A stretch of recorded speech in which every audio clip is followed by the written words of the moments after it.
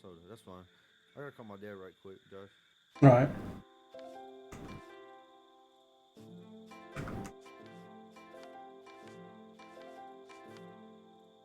It's still downloading, I think.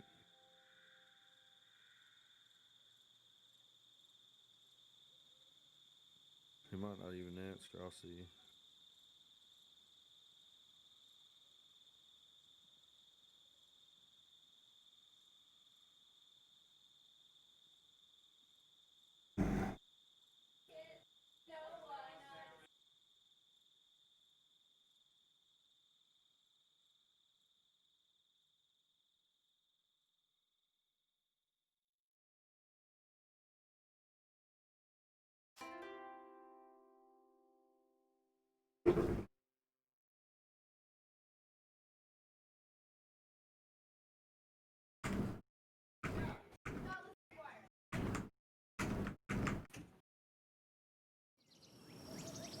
Oh, come on. Oh, there it is.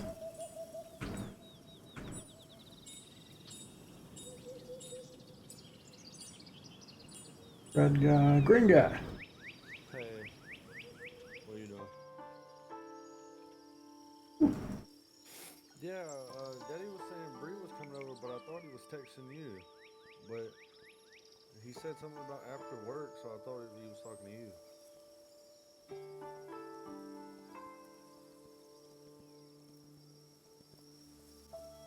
When? Oh. Well, he was telling us too, so I guess I can come by and just see her. Okay, I guess that's what we'll do then. Just let me know when you get home. Well, just let me know. Tell Daddy to call me back, and then I'll go. All right. Love you too.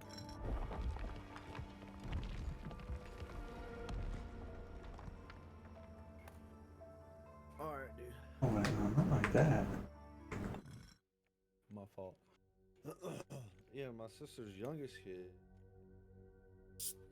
I'm supposed to be coming over, which no one ever gets to see her because my mama, whatever. It doesn't like my mom keeps her and shit. So we might ride out in there and see her.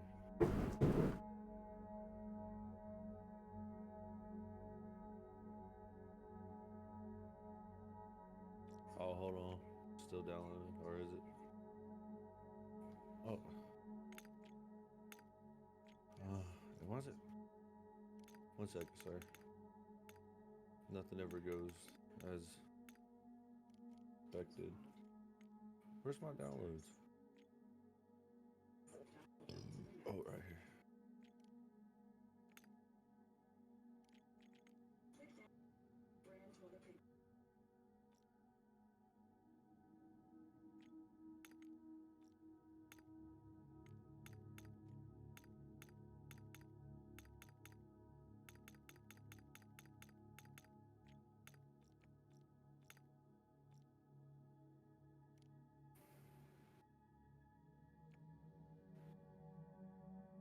So when you get in the game, you can, when it's loading and your character's like on a horse and running, you can press down to swap and choose a character.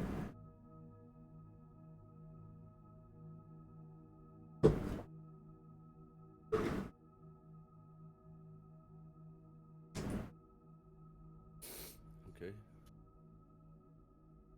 Sounds good to me. Dude, I'm just eating because I'm bored. Like, I know that, and I should not be doing this.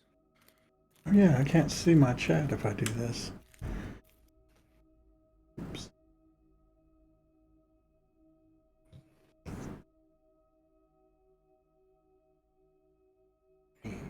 Titties. Ass and titties, titties. Ass, titties, titties, ass and titties. Oh my god, dude. Can I tell you about a dream I had? Sure. Okay, so imagine this. Tom Hanks plays the Predator, but he's like a old and washed out Predator. Okay, he comes to the planet and crash lands. I am apparently his a shoulder-mounted gun that can fly off. But I'm also in my underwear. Because I don't know, I take a human form. He does too. He turns into Tom Hanks for like most of the scenes. Dude, that's awesome. Okay, and then we go and we meet Jerry Seinfeld, and I don't remember what it was. I'm trying to convince Jerry Seinfeld that I am a special camera and not an alien droid or drone. What the hell? I'm not kidding, man. This is the dream I had. And there was this scene. I remember this scene like Tom Hanks is like racing a bunch of kids, a football team, and he gets winded and out of breath, and then swaps to his like into his predator mode. And you know the kids didn't get upset. They just it was all really embarrassing.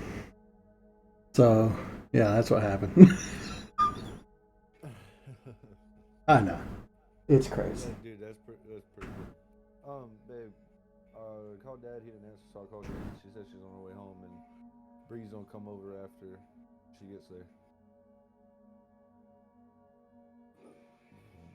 She just says she's 15 minutes from home, so if you're down to go, I'm down to go. I'm just not feeling it today. I don't know what it is. I don't know. I'll try again. I want to do like a try to get the negative out of it. Yeah, I'm just not feeling it. I that's at fine. least got her bathroom road. We won't stay at Daddy's long, maybe an hour, and we'll come back home. Yeah. Yeah. Just kind of that's us to play too, so. Oh, whenever you're ready. Just say when. Well, what do you want to do, Josh? You want to start this now or start it when I get back? Um, I was going to start it now. I didn't have no intentions until just a second ago. Dude, So- there's 3 of them, though. Kingdom 2 Crown, Kingdom Shogun, and Kingdom Deadlands. I picked the Shogun because it's Japanese and you get to play like a cool samurai armor dude. Okay. Sorry about that, too, though. So wait, you can only play for a little while? Like, what's this mean? Yeah, just a little bit. Okay. But, like, I don't know. I figured if this is something we're going to do, I can start it when I get back. And, like, you know what I'm saying? Or can you play by yourself? Too. I could. I don't know. Let's just play, and when you have to leave, you leave, and then I'll do some art stuff until you get back. How's that sound? Yeah, sounds great.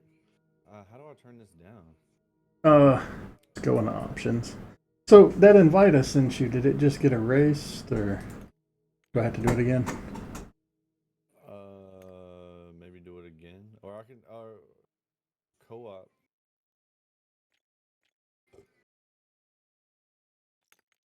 Play game. Oh, there it goes. Wow, it got loud all of a sudden. Woohoo! Oh, you didn't change your character? I thought. Or maybe you didn't get a chance to. Well, can I just go out? I don't want to be this. You don't want to be this thing? No. Okay. I think you can just go to the main menu. Maybe. Let's see. Let's try save and quit. No, that closed all the way out. Cool. I don't know. Save and quit. Start your own one. And then I think you can choose what character you want to be. Okay. Oh, press down right now. Oh god, don't miss it. You press down to swap characters. Oh, you missed it. You had to, you're like timed. I think my game crashed. Yeah, it did. It just shut off. Coming back. Yeah, when you're in that menu where your character is running to the side, you just press down, and that's how you swap characters. Or S. It's either S or down, one of the two. Alright, my Steam has to update now. Great. Here. I don't know why, but I keep getting updates. They like queue, and they don't actually like, it doesn't update it anymore on its own. So like all my stuff just says update queued. Yeah. Yeah, just pick like the middle one. Should be able to. Actually, I see my character when I load the game. Can I swap now? It's start me off in the game. Oh, it is. Christ. I don't know. Maybe you. Go to campaign. I don't know. How the hell do you? Oh, you can do restart. Restart. There you go. Do that. And then change your character. I think once you have a character, and then I invite you, you'll use that one.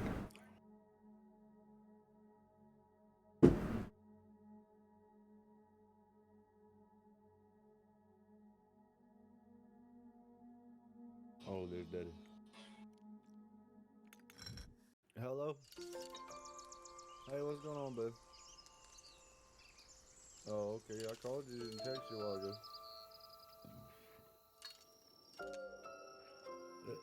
No, I was gonna. Is Mama done drop Bree off?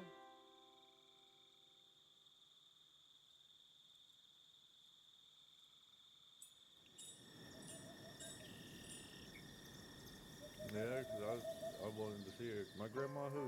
Granny? Oh, well, hell, I still want to come then. No. Like, I want to come and meet Bree too. Well, hell, we'll head that way. Alright, dude. Love you too. Yeah.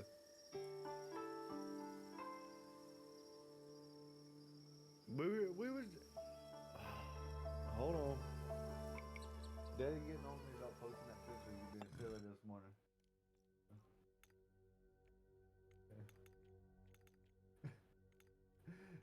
Daddy said if I don't want it like that too, I'll throw it out there and see. You know what I get, I got.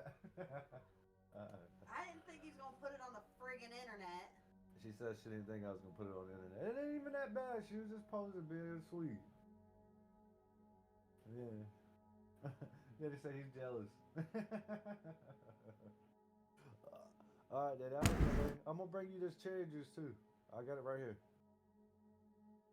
Oh, you too. Alright. Alright, Jess, I'm gonna go ahead and go. My fault, dude. And we'll play as soon as I get back. Cool? Alright. Yeah, I'm gonna, I get to see my grandma and stuff I ain't seen too. I only been gone like an hour or so. My fault. They just text and ask though. I feel bad. Are you mad? Yeah. Feeling rage. Huh? Did you say you were mad? Go! Get the fuck out of here! No. Why does it matter? I won't leave you. It don't. Well, I mean, it does, but it don't. Well, I'll just have a multi-stream with Wake Up. You're just gonna That's take right. your eyes off. I'm trying to find my Discord. Alright, bud. I'll be back soon. What? Would you do that shit?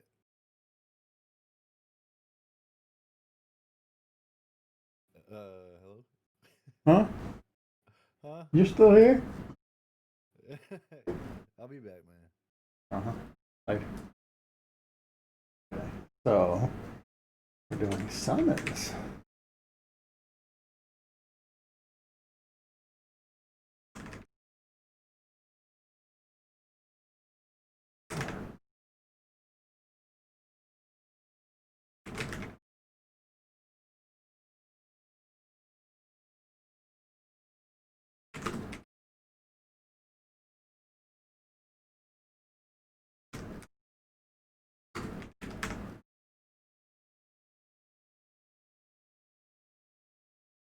Okay, so there's all that. Let's swap over. We're just gonna go straight to an animation stream instead. So what I need to do, I want to leave this thing. Disconnect. Close that. Then I've gotta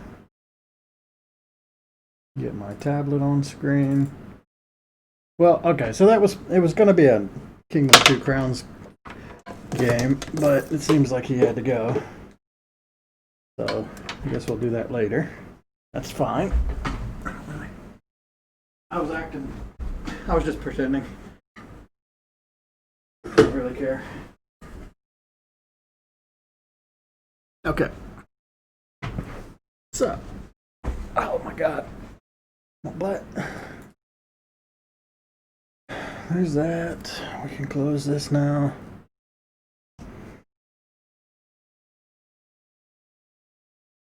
I did a little work on this.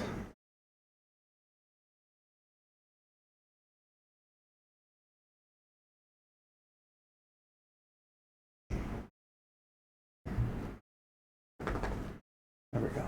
All right. We've got that. We've got this. Now we got music.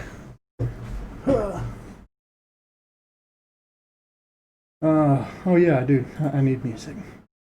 I've got headphones, not music. We lost a couple more songs. We lost the Crab Wet Rave.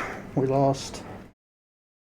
Honestly, a lot of the anime stuff made it through. It was just like the opening and closing songs that got demonetized, so I had to get rid of those, which kind of sucks because those are the best ones. But still, I'm glad so many of the Mushishi ones actually made it through. And I think I got all the bad ones gone. Alright, let me just pull this music up. So we left off at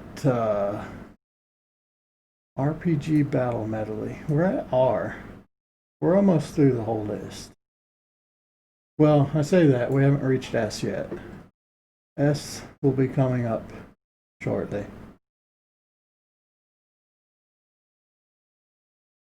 Actually, yeah, we're 2 songs away from the S's.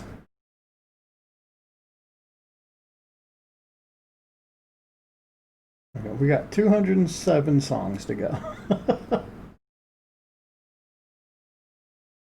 Play.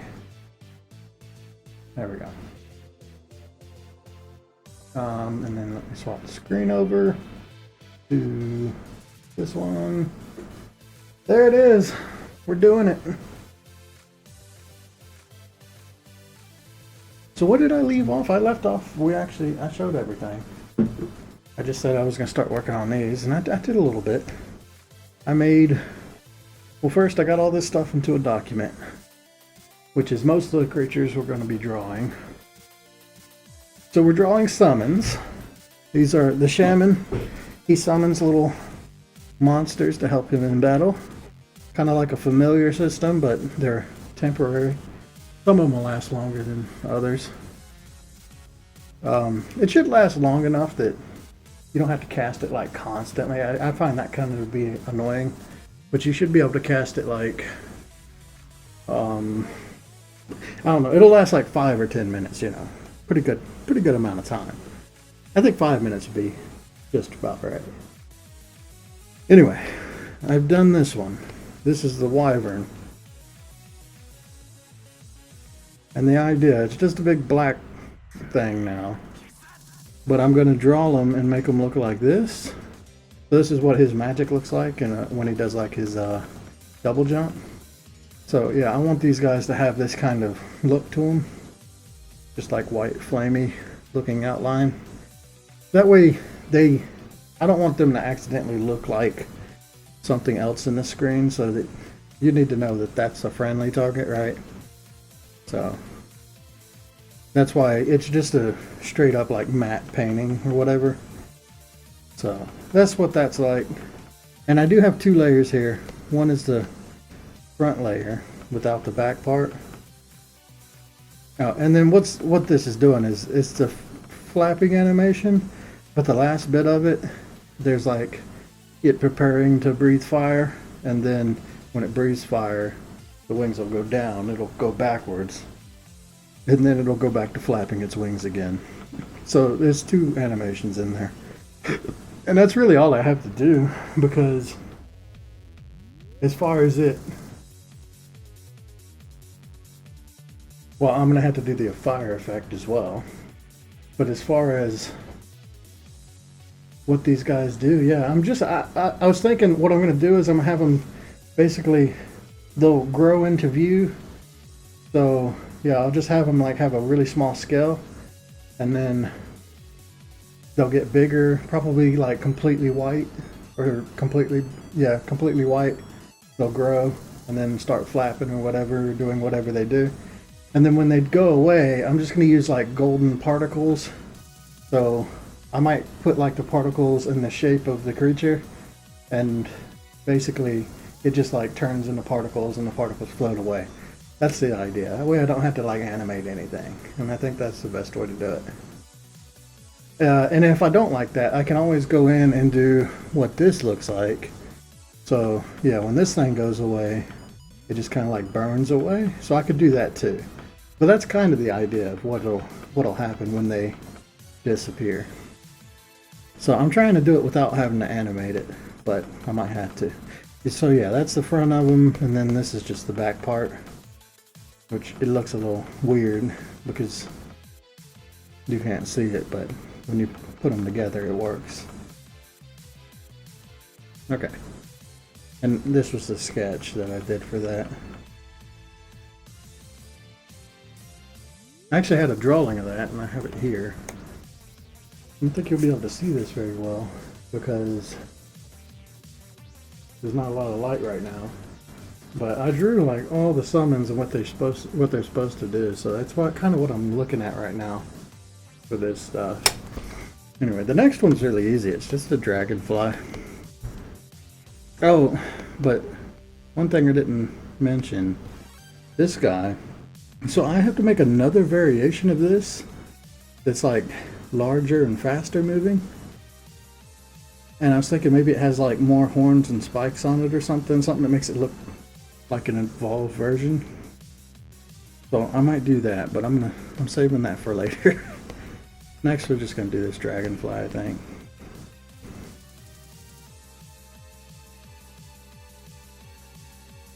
So the wyvern, just might as well explain this stuff while I'm doing them. The wyvern flies around kind of like in Castlevania, the imp. It flies around the map, or it follows the player, and then if it senses an enemy, it flies over to it and then does an attack. And that's pretty much all this does. It's like sustained damage. It's not anything super amazing. It just every now and then it'll attack some enemy, and that's really it. It doesn't really interact with the ground in any way. And then the advanced version. So, okay, the way summoning works, you can summon 5 different creatures, and I'm probably going to do something to where you have to have a certain amount of mana before you can summon that many. Like maybe in the beginning, you can only summon one thing at a time, and yeah, making it to where as you gain more maximum mana, it unlocks how many summons you can do. So I think that sounds good. So in the very beginning of the game, you can only summon one thing at a time. But as you go along, you'll be able to summon more and more. So once you can summon all 5, you'll have like 4 of them out on the map, just casting it over and over. And once you summon the 5th one, all 5 of them need to like converge into one, and it'll grow like a random super version of one of the 5. So the random super version of the wyvern is just a larger wyvern that flies faster, attacks faster, that kind of thing. And that, I mean, that's a pretty good one to get. It's not bad. So that's kind of how this works. Is I'm gonna do 5 creatures and then 5 buff variations, right?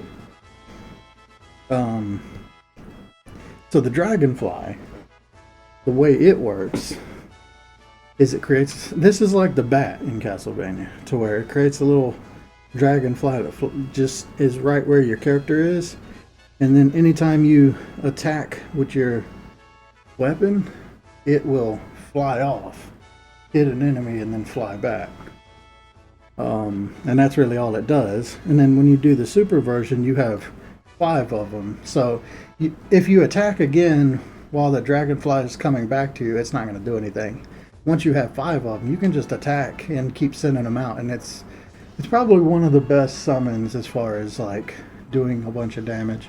because it gives you a ranged attack that you don't have to charge up. You can just attack at any time. So I'm gonna have to do something like balancing wise for that. It'll either be like 5 of them or 3 of them. I think maybe 3 of them. But we'll see. That's kind of how this works. So this has just got it look like vaguely like a dragonfly.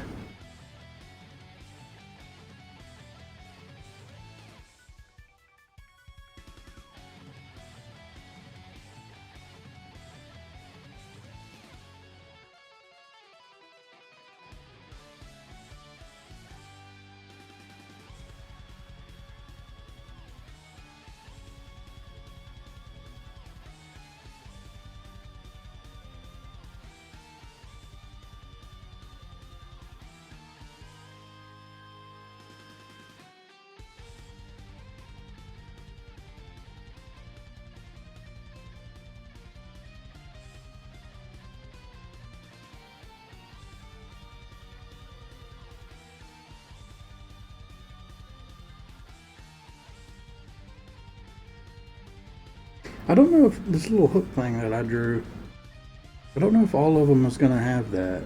I think only the red variant that I made will have that, and maybe I'll do, I mean, I said I was going to do palette swaps, but seeing as I'm doing the poison one's going to have like glowy bits,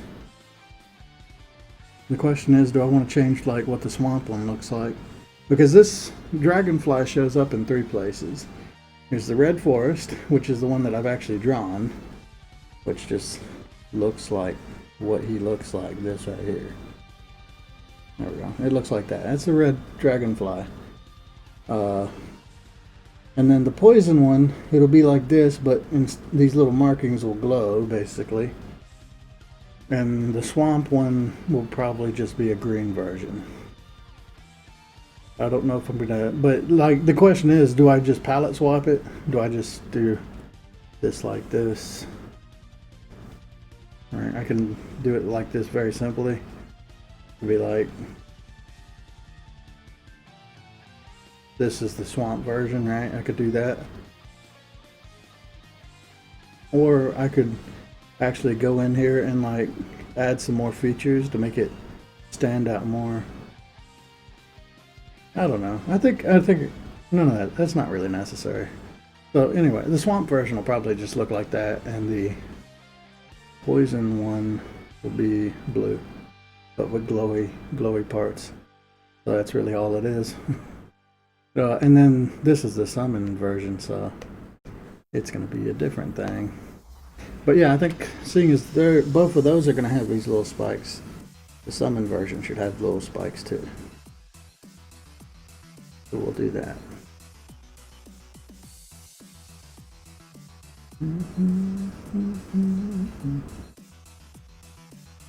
Alright, so I mean, this is very easy. I'm just making like a mask and filling it in.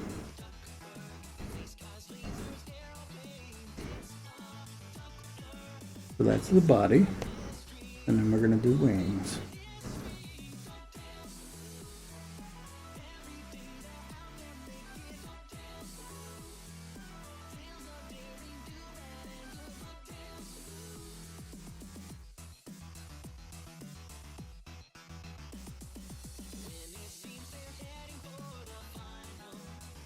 I'm gonna make them more just rounded, I think.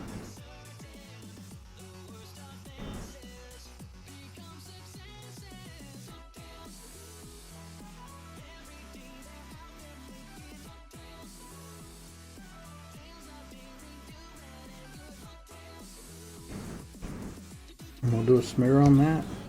That's really it. Actually, these are pretty easy to do. I mean, that was the point, but I'm wondering if I should do more. I guess not. It's fine. So that's really all it's gonna be. I'll add some glow to it, and then I'll smear the wings to make it look like they're flapping, and that's it. For now, I'm just getting like the outlines of all these creatures. Okay, so this one's the Wraith. So the Ghost to figure this out, but the way this one works, so this is what my Wraith looks like in the game. Let me grab just one of them. Right, so it looks like this. And I thought, well, that's a good shape. If I go, okay, real quick, let me take this and flip it this way. Okay, so if I take this creature,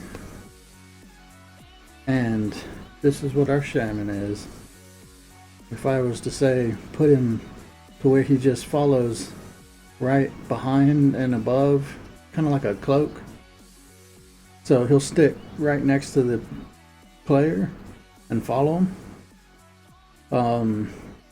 And then, yeah, whenever you attack, he'll do his attack, which is the, let me find one that's a good one.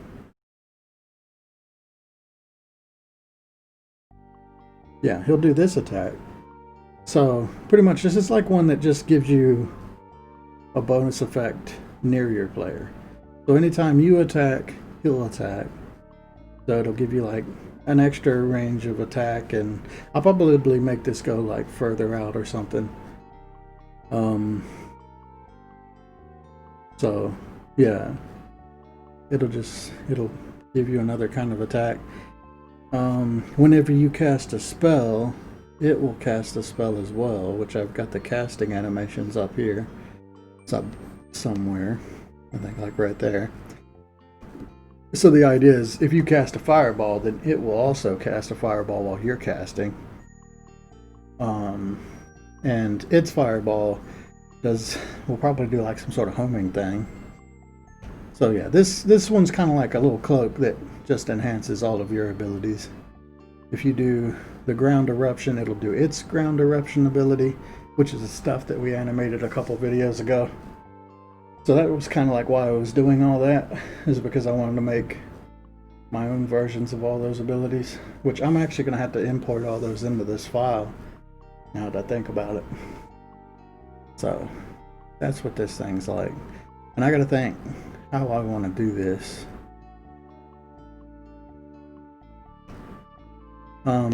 Okay, but that's what the Wraith is like. And I don't know if I even had an idea. Yeah, my idea for this is when you get the fifth one, or the upgraded version of this, it was just going to be bigger. That's kind of lame. So, I mean, I guess that's the way to do it. I should just make it to where the basic one, when it shoots like a fireball, it just shoots straight ahead like yours. So it'll just give you like a second attack. Its attack will be the basic one, and maybe it won't even do the ground eruption part. Who knows? But when you do the upgraded version, then its magic attack actually homes on enemies. It'll do the ground eruption, and its main attack will be like longer range or something, with like a wider arc. I think that would be a good upgrade. And one thing I could do, I could use this as a reference and draw this literally on top of the player, like it's like a mantle. So it's like you're summoning. I don't know. I like the idea that you're summoning a creature, not like clothes. So maybe not. All right, so I've got way too many frames here. I just brought all the relevant ones, but I think I need to condense this into what's important. Well, the first one's definitely important. That's what his normal look is. But I think I can skip this one. I mean, do I want to have a whole bunch of animations with this? I mean, it would be smoother. I think the idea is to make them simpler though.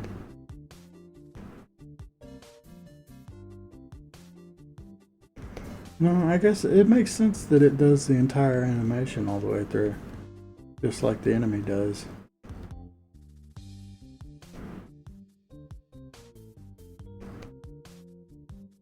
Okay, So this is starts number 1 over the next one. So that'll be 14 frames. And this is the cast one, which we'll use the cast one for both of them. And then it just goes in reverse order. Okay, I guess that's fine.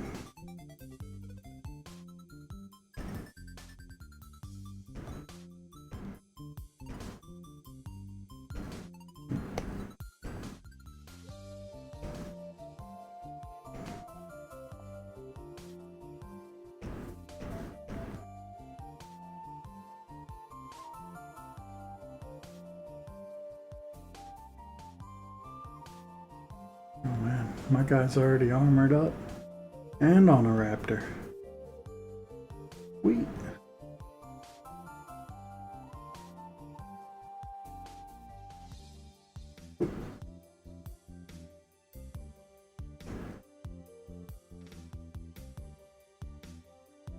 Okay, let's make animations for both of these.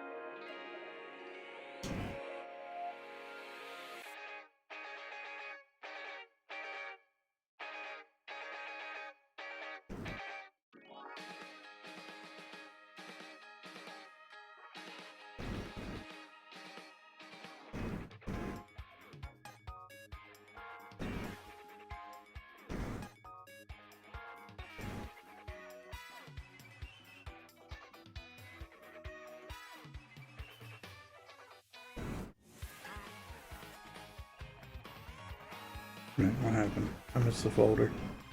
There we go. Okay, so there's this animated.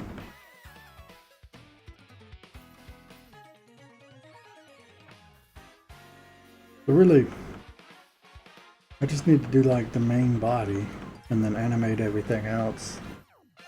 Well, I'll copy the main body. And I could copy the main body into this one as well. Because the body doesn't move. The little wispy bits move and the arms move. But I can copy and paste the body. I want to make the body read more like some sort of ghostly thing. Even though it's just going to be a solid one shape. We'll have to figure that out.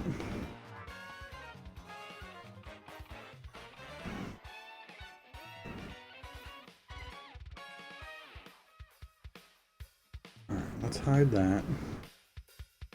Center on this. Alright, so we'll just start off with the main shape. So I think I want it to be more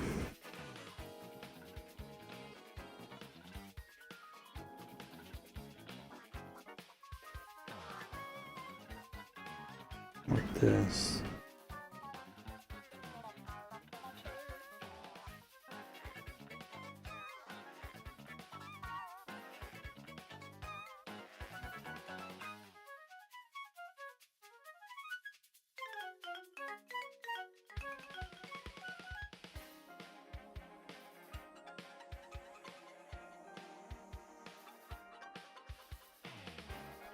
I'm gonna make the eye hole completely transparent.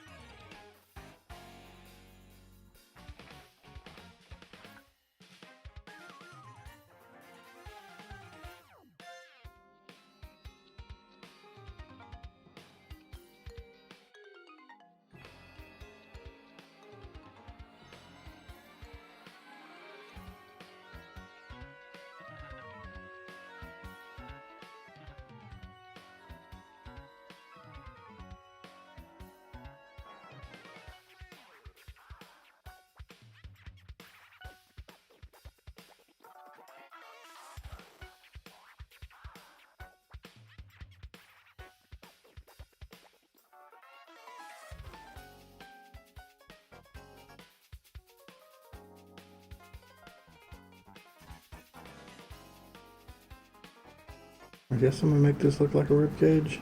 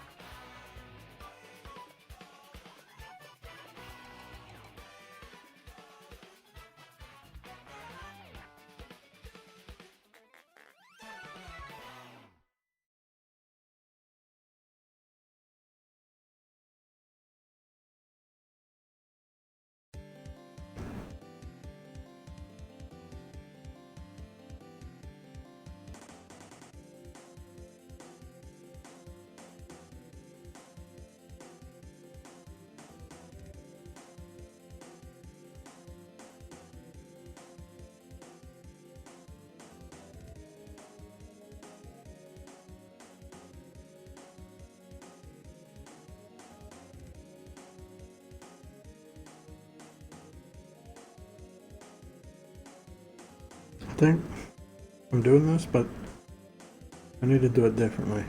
Okay. Yeah, let's try something else.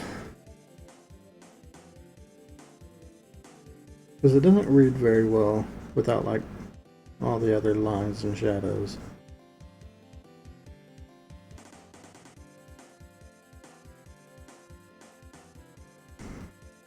The bottom part definitely does if I do this.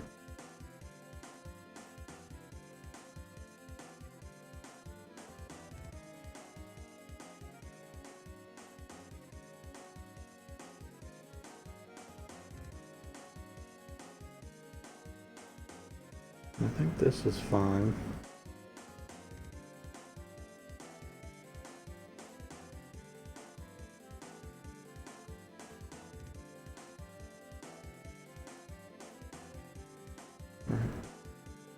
Let's just hide that. So I just want like one here.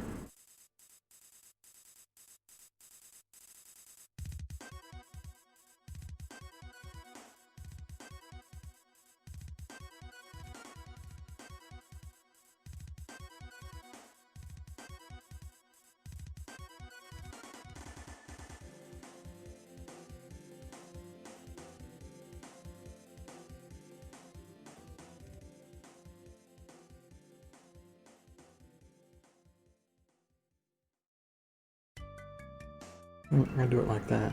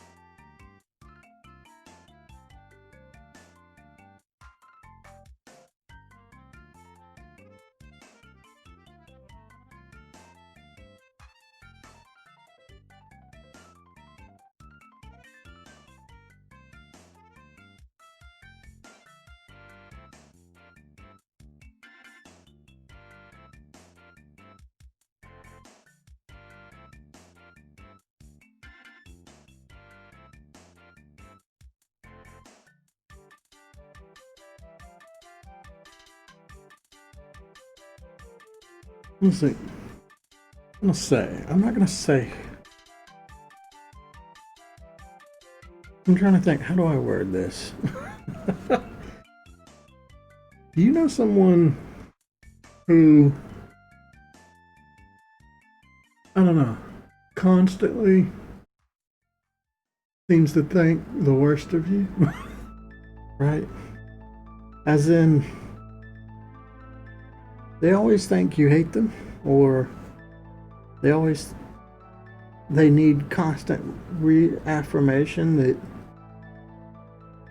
they're not a bother.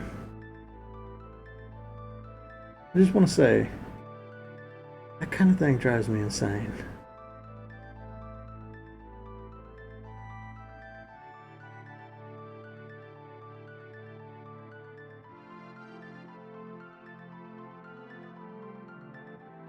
Because it's like, in my head,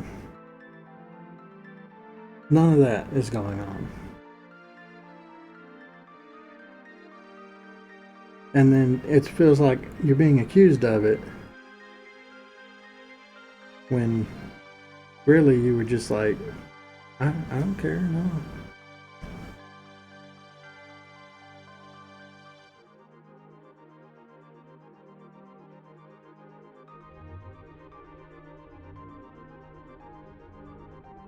And just, that's one of those things that annoys me. That's a pet peeve.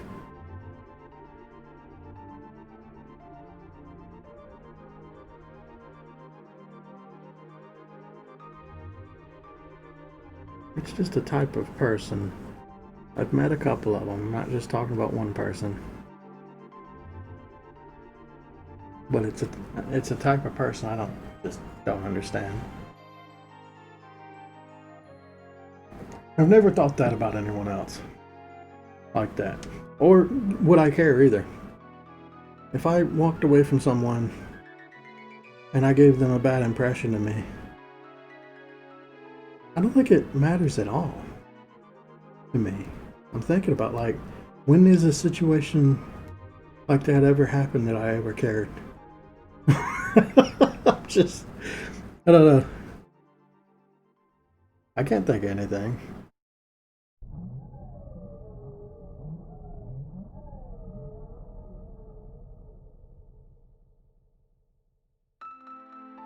I guess the best example would be like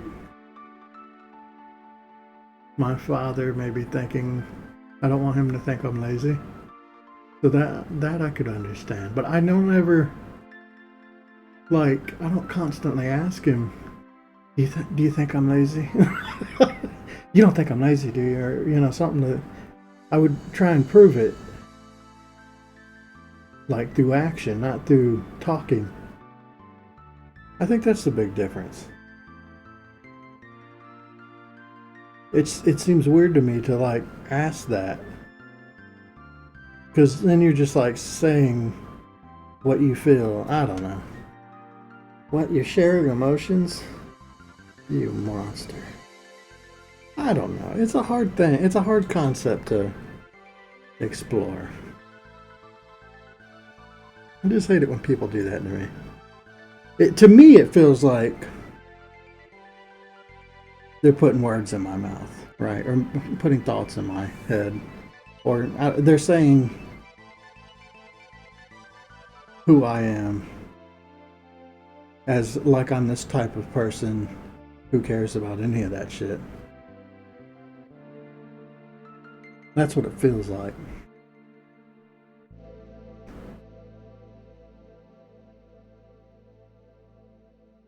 I don't know if any of that made sense, but it does to me.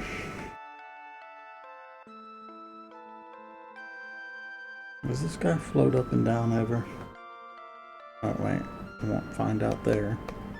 I'm pretty sure he stays stationary, yeah. Well, I have him float up and down, it's just in game. Not in the sprite.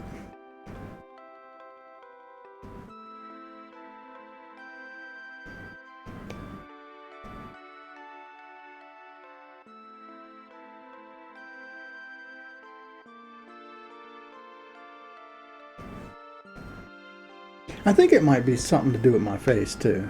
That's the other insulting part about it. What the hell's wrong with this? Oh, I know. It's because this is on. Like, I think it might be because I'm hard to read that people ask me those questions a lot.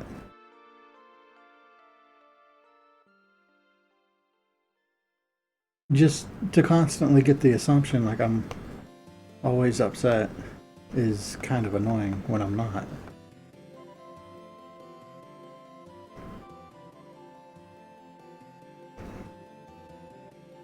Okay, so we've pasted this part over and over.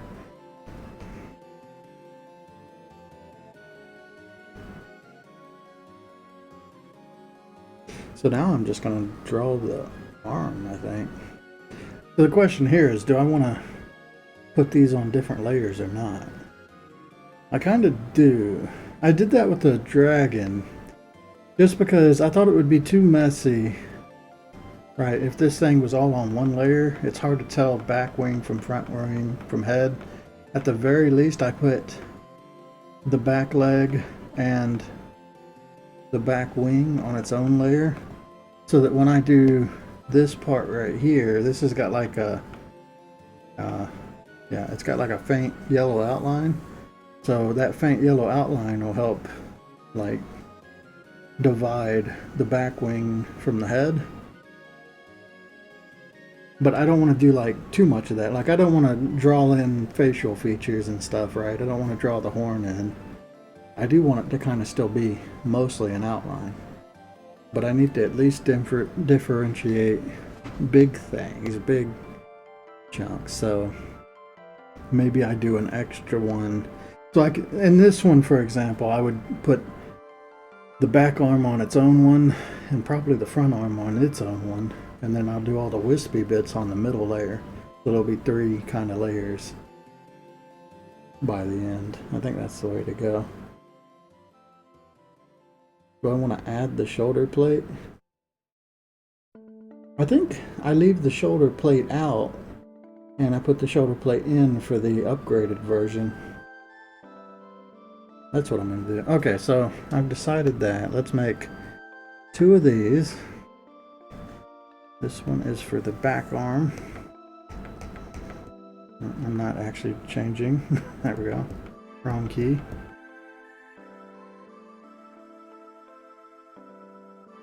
Alright. This one's for the front arm.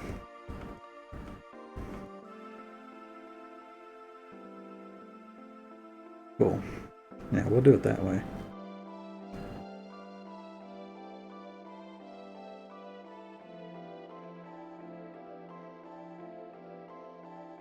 I've never looked anything like that up before.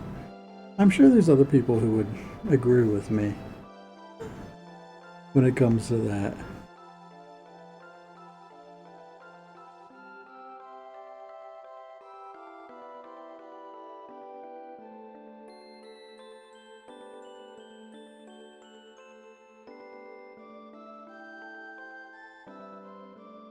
It's probably like the worst one here is, you're upset with me, aren't you?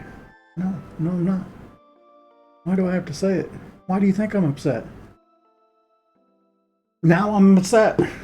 I wasn't upset, I am now, because you assumed that I was upset. I was fine before. Why did you ruin it? That's how I feel.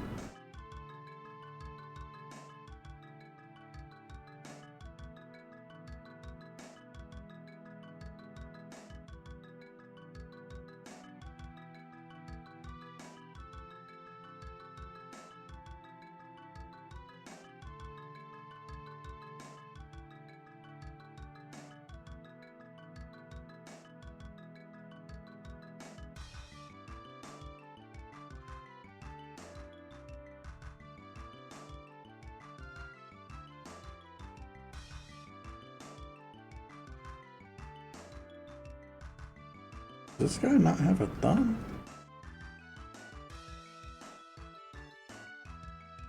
I guess he does technically have a thumb over there. You just can't see it at all in any of this.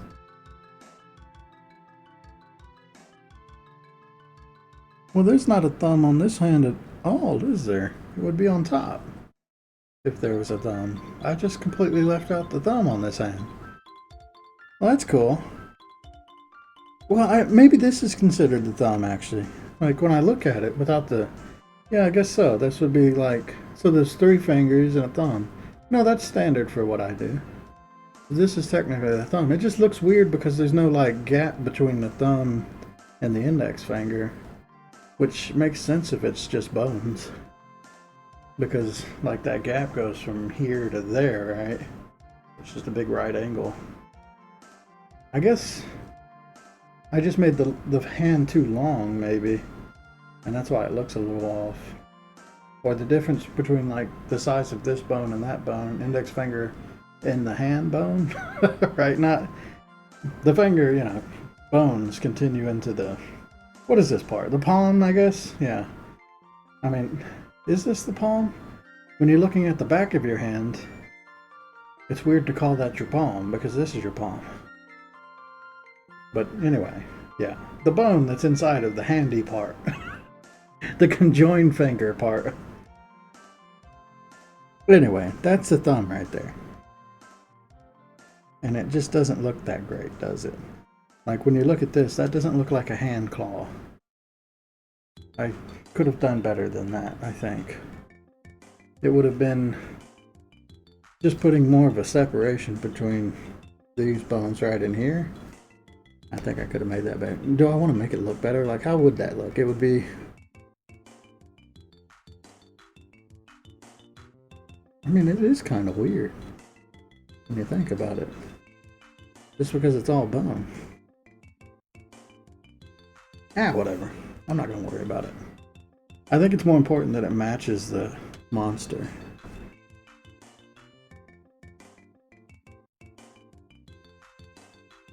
I think I want to do this.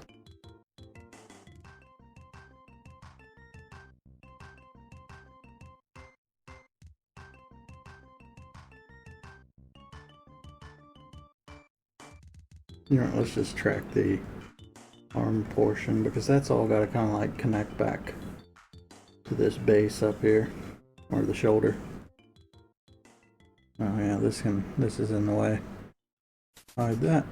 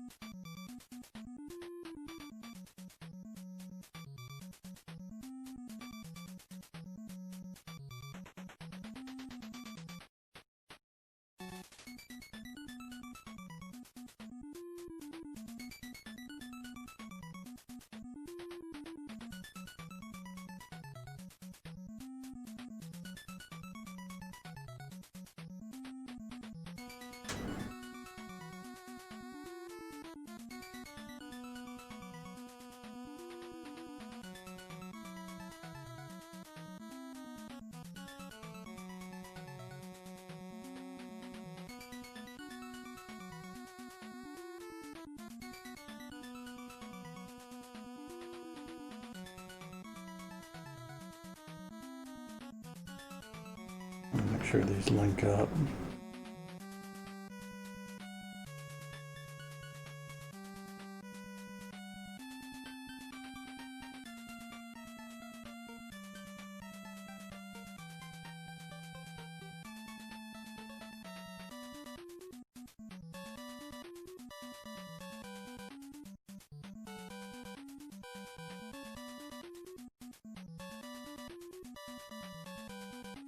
Yeah, honestly, I think that annoys me a lot.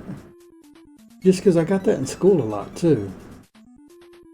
From like, I don't know, people who would say, "Why are you sad?" or something like that. And I would be like, "What? I was just thinking about like, I don't know, something ridiculous, right, in my head. But my face says I'm miserable." That's kind of upsetting. It's like, I was thinking about giraffes that can fly, and somebody asked me if I'm sad. It's like, no, that's just what my face looks like, but thank you.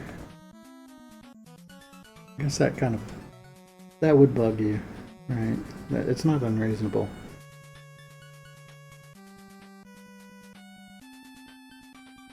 But after hearing that enough, anything that just assumes my emotional state triggers me now. Leave me alone.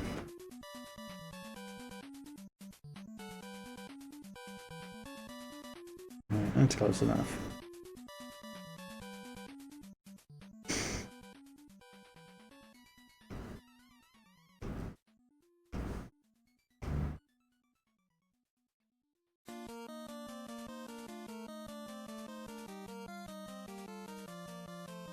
Because personally, I'm actually not the kind of person.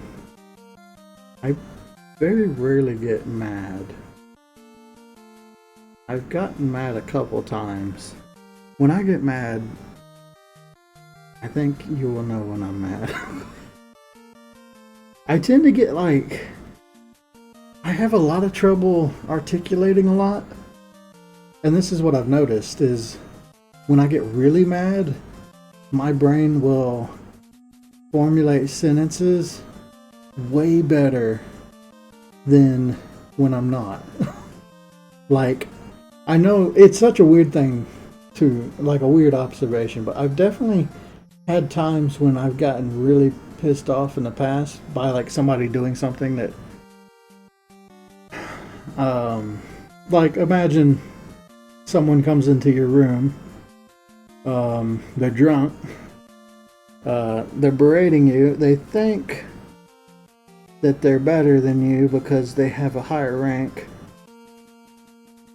and really they just look like a disgusting human being. That was the kind of thing that got me mad. Also, it was just being in my living space and trying to, I don't know, be an asshole, really. But yeah, when that happened, it was like everything that I was thinking in my head came out way better. I don't know. I think about what I'm saying a lot because I have this like slow way of talking, but I have to like I read everything in my head before I actually say it because I want to like, I don't know, I'm like proofreading what I'm saying. But when I'm angry, that proofreading goes away and it just comes out.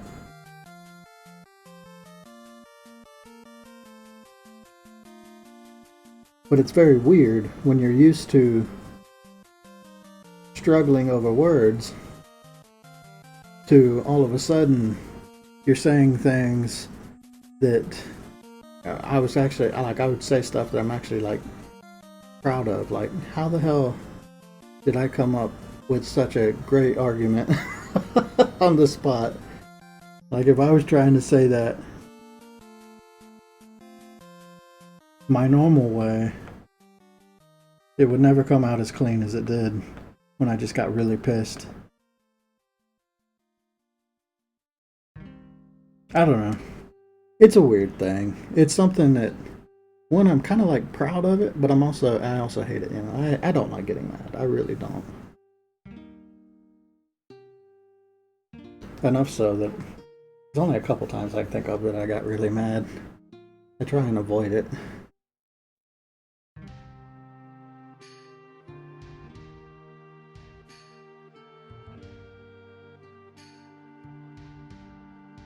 But I like to be like mostly an empathetic person.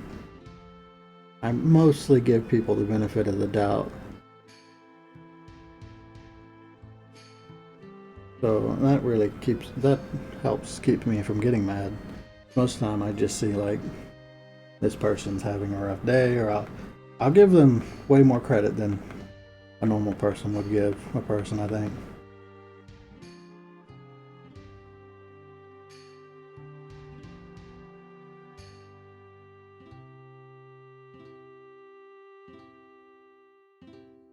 Also, I tend to find like those kind of situations, like high emotional situations, to be funny. So if somebody's freaking out about something, I tend to just laugh at it. I've actually got a coworker that I worked with. He would get mad a lot. He was the type of like, he's very stereotypical, like bald, very like pit bullish kind of. Get mad all the time and yell a lot. God, I used to love just watching him go off. Like, it's something I respect.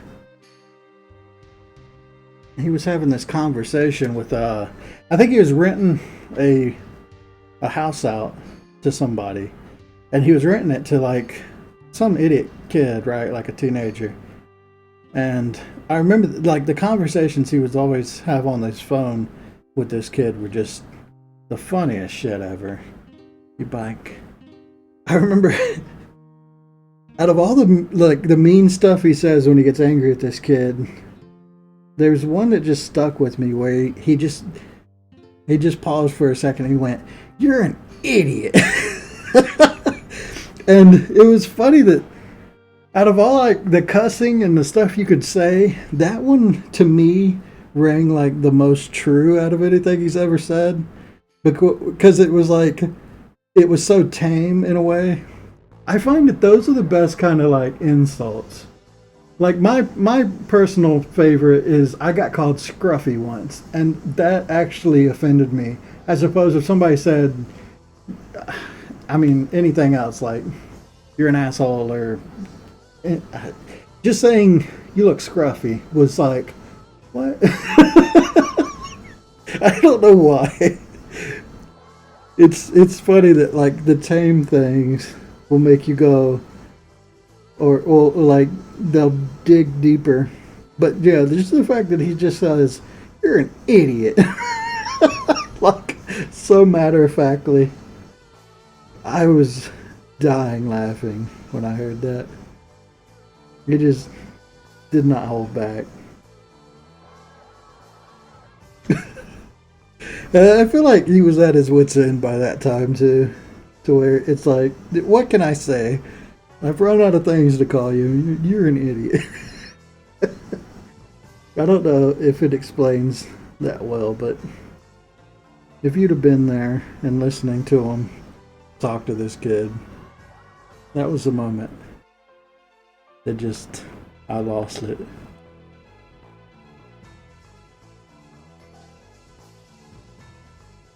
God, I miss him.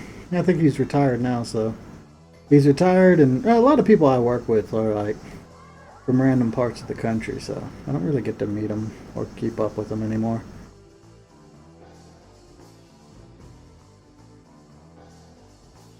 I don't know if he's still working or not.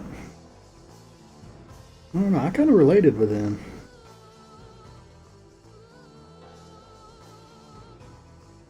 Because he'd complain about a lot of the stuff that I would, complain about. But, well, I keep it inside. But he's just outright, like, argues about that kind of stuff, too. Which I always just thought was interesting.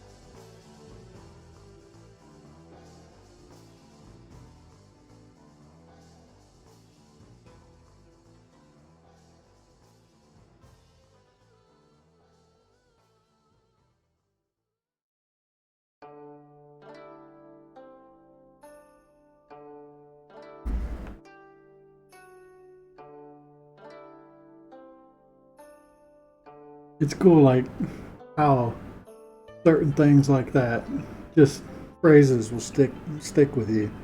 Like I sometimes still think about that. It's a thing that I can't really explain. Like outwardly, I don't know. It doesn't make a lot of sense, but when I recall the memory of that, it just kind of like stuck to me. You're an idiot.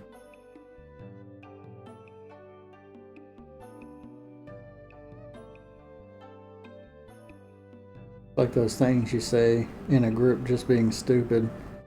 What is it? I have a couple other ones from work. There was I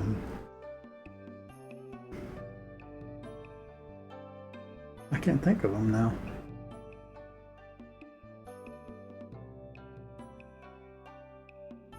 There was definitely one where you were saying a lot. I can't remember it now.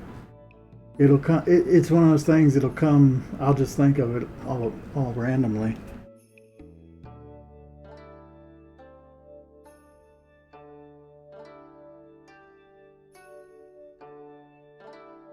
I don't know. If I'm trying to think of it, I'll never think of it.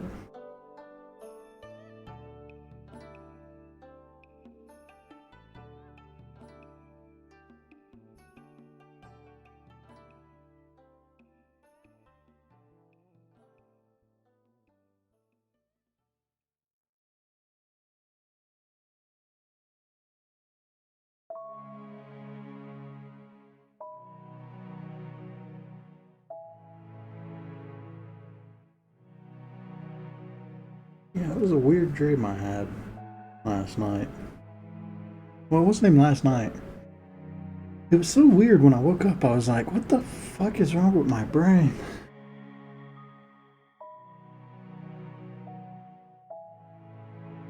I don't have strange dreams like that too often. Ones that seem like beyond anything I could ever think of, or beyond reason and logic.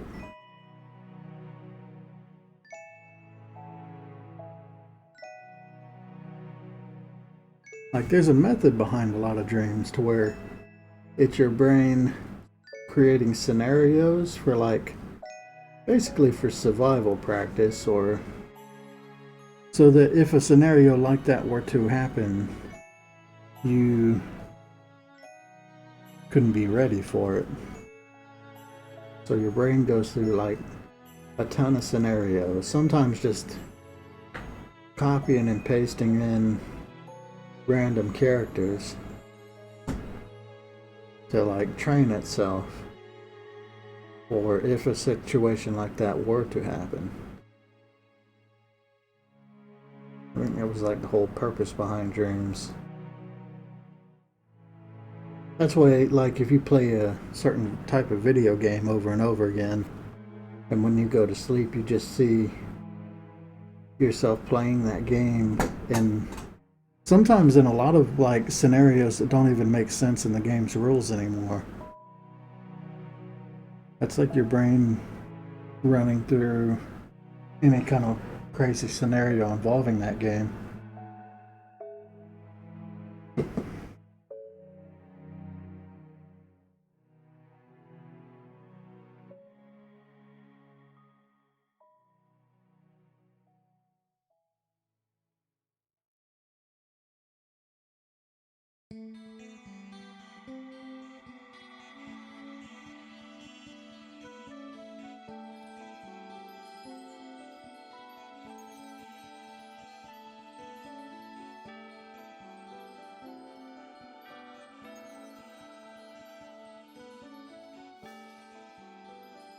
Okay, I'm gonna try and do this with the selection pen, but I don't know if it can get... There's a lot of like pointed angles in here.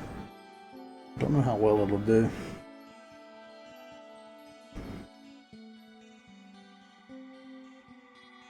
Yeah, it's gonna miss a lot of stuff if I do this. I think I'm gonna have to... This is one of those situations where I can't actually just use the autofill. I've got to go in and paint all this stuff.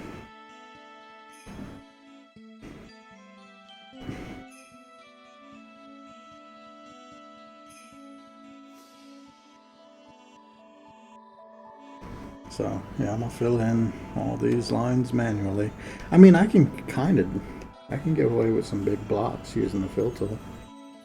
So I at least do that much. But like, yeah, these small areas I'll have to do with the brush tool. But let's get all the big stuff at least.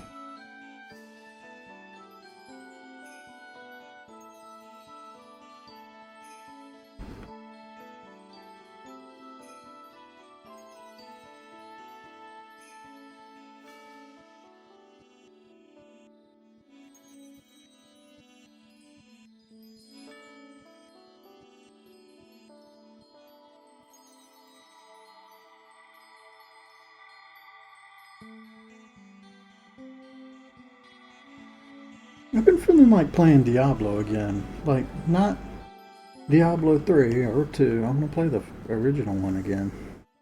I never beat that. I got pretty far in it, and then I stopped playing it. Now, Diablo 2 I beat. I played that a lot as a kid.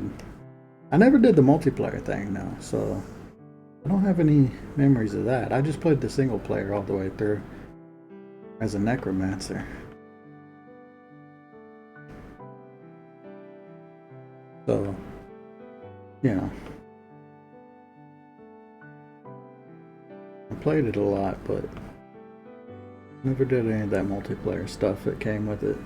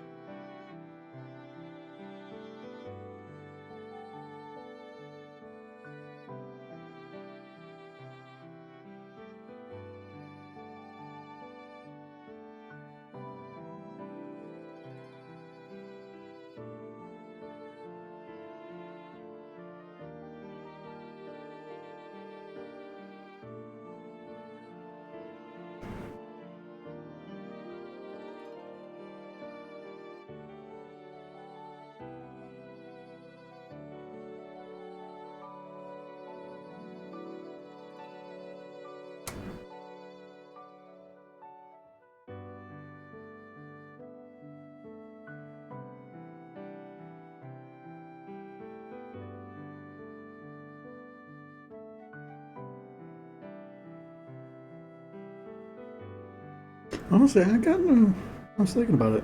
I've got to pull, like, well, I feel like playing the first one again. But I haven't had any, like, any feeling to, God, there's a better word here. Any urge. I haven't had any urge to play the second one again since I last beat it. Like, there's a lot of those games, nostalgic games, that I'll get the feeling to want to play again, but Diablo 2's never been one of them. I'm wondering, like, why that is, because I definitely enjoyed it a lot. And, like, it has all the makings of being a game that I would want to play again. Why am I urging to play the first one? Which I'd say the first one I play a lot less of. Maybe it's the fact that I just never beat the first one that is why I want to play it again. I think I like the style of the first one too. I don't know, I like the second one. This is a weird thought. I can't really answer it.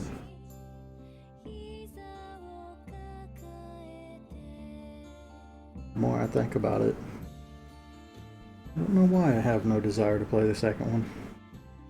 It could be that I played the third one somewhat recently, a couple years ago. I did all the story stuff. Again, I never played the multiplayer and any of that.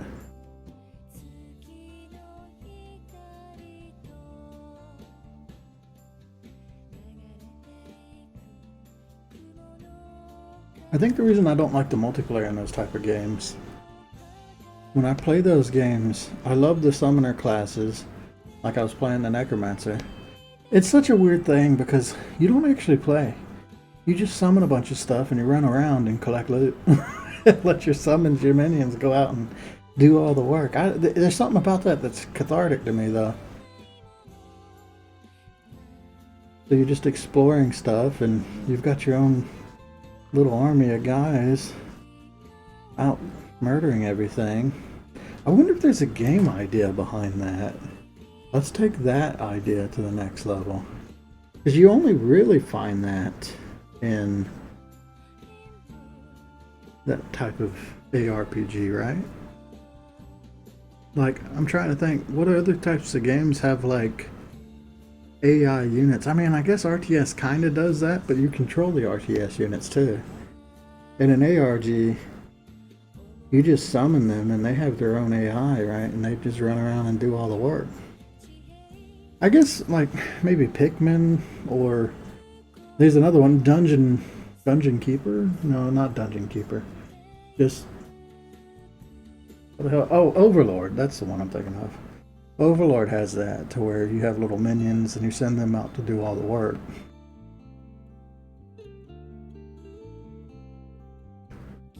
But even that, you're still controlling the units, you know, a lot more than you are in, like, in Diablo 2, you just summon some skeletons. You run around the map and the skeletons go and do their, you know, any enemy they detect, they'll run and attack it. You don't, like, control them in any way.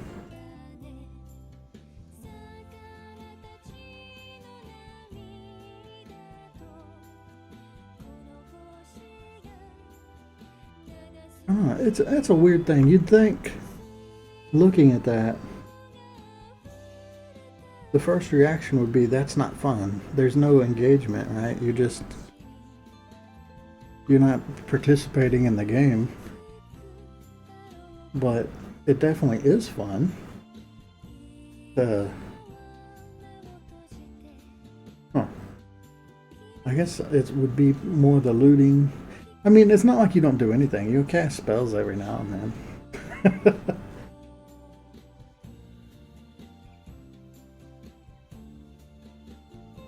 I think it's the fact that you don't have to do anything, though. Sometimes you can participate in the fight, but then sometimes you can just watch your minions do the fighting themselves. I think it's kind of fun because you get to watch, like, what the AI is doing. Maybe that's where the enjoyment comes in. It's like,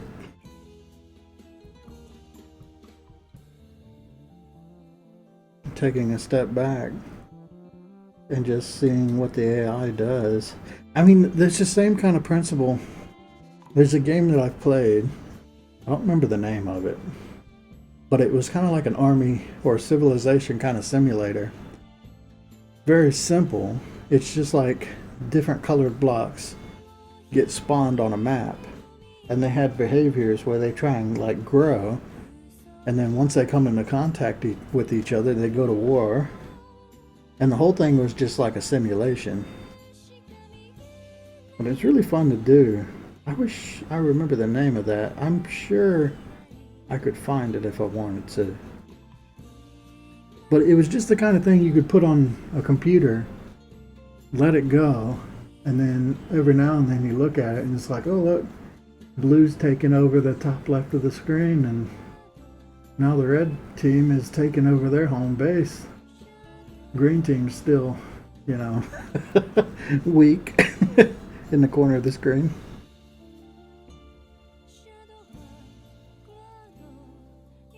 There's definitely enjoyment there for, like, an AI driven thing.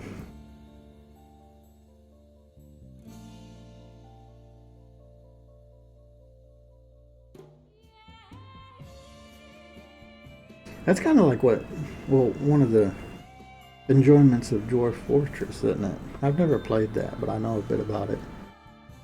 It does a lot of things with, like, AI calculations. It'll build a whole world, have armies fight against each other in a simulated battle, like, build up all these wars and who won and how it affected the land. There's, like, it creates a lot of story stuff like that.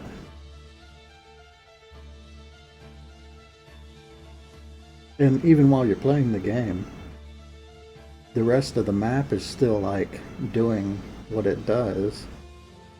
even when you're not affecting it.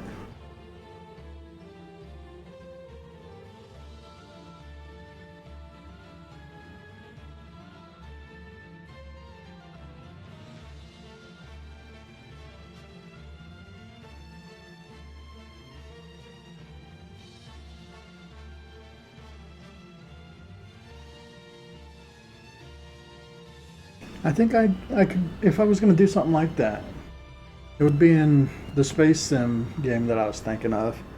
Basically, you're a little part of a big world, and there's like a bunch of corporations in space. They're all fighting for profits and fighting each other for territory.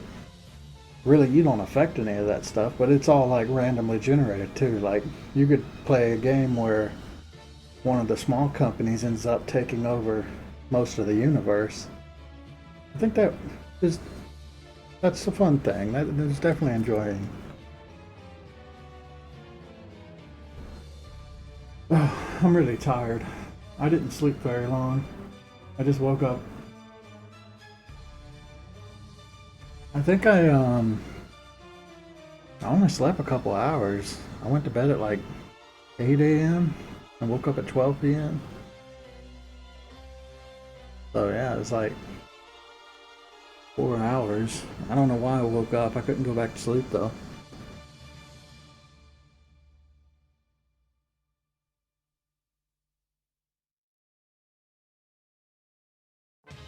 Well, I think I woke up because of that weird dream I had.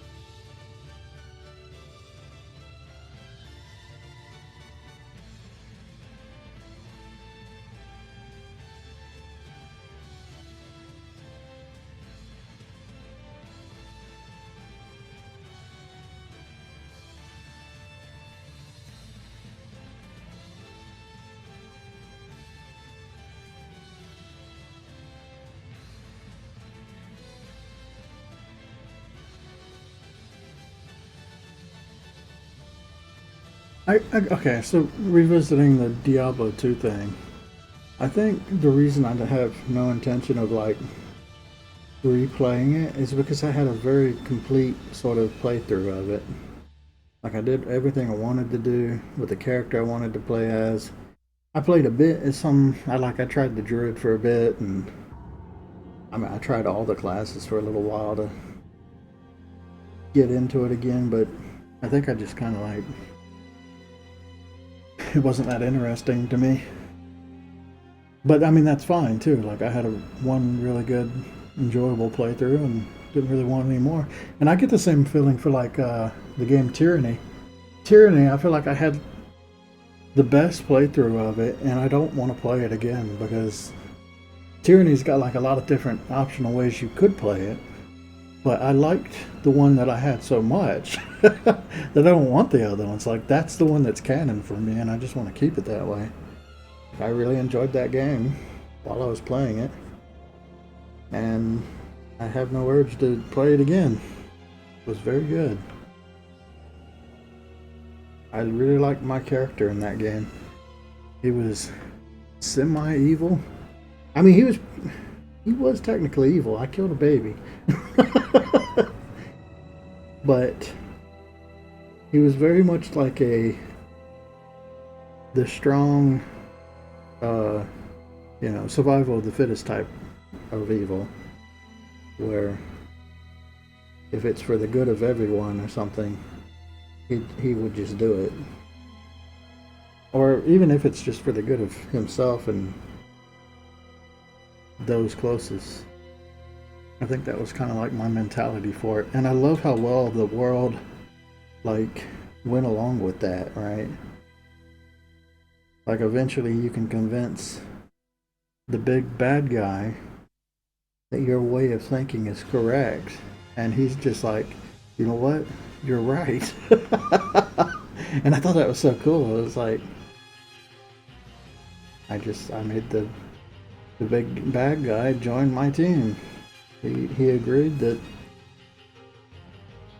my way of thinking was correct. And I thought that was really cool. I'm pretty sure my character killed everybody besides that one. Like all the other people in the game were constantly trying to use my character for their own benefit.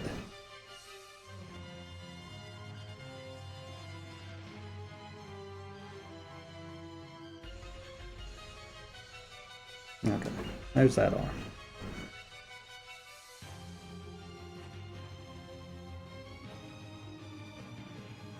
Now we're going to do the back arm. Sadly, I can't see the back arm most of the time. But it doesn't matter as long as it's behind this. I should probably keep this on just so that I can see that too.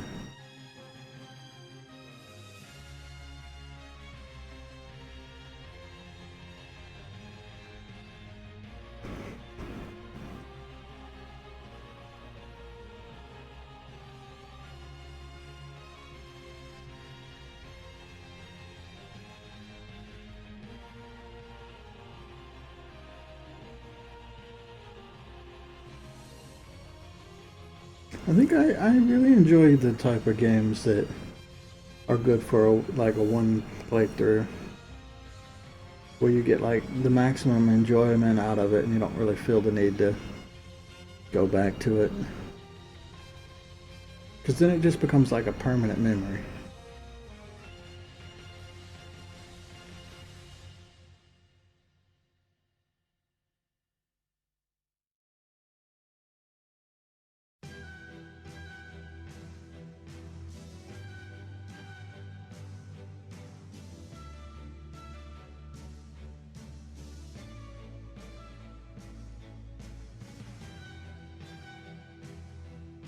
I'm just going to do the front arm bit first.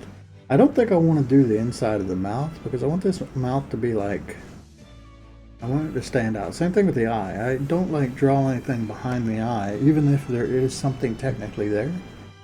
Just because I want that eye and that mouth to always kind of read, and it should never be blocked. I might break that rule if, say, this arm is directly in the mouth. But I think it's better to just like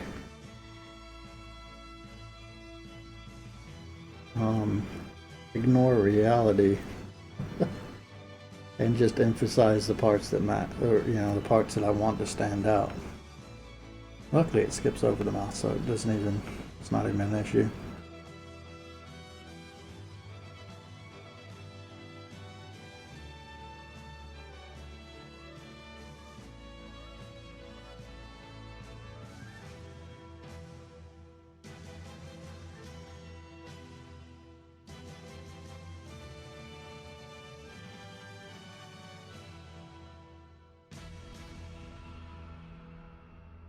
Oh, well, that's inside the mouth. So at this point, it's not like I can start it like on the outside. I kind of do have to just block it.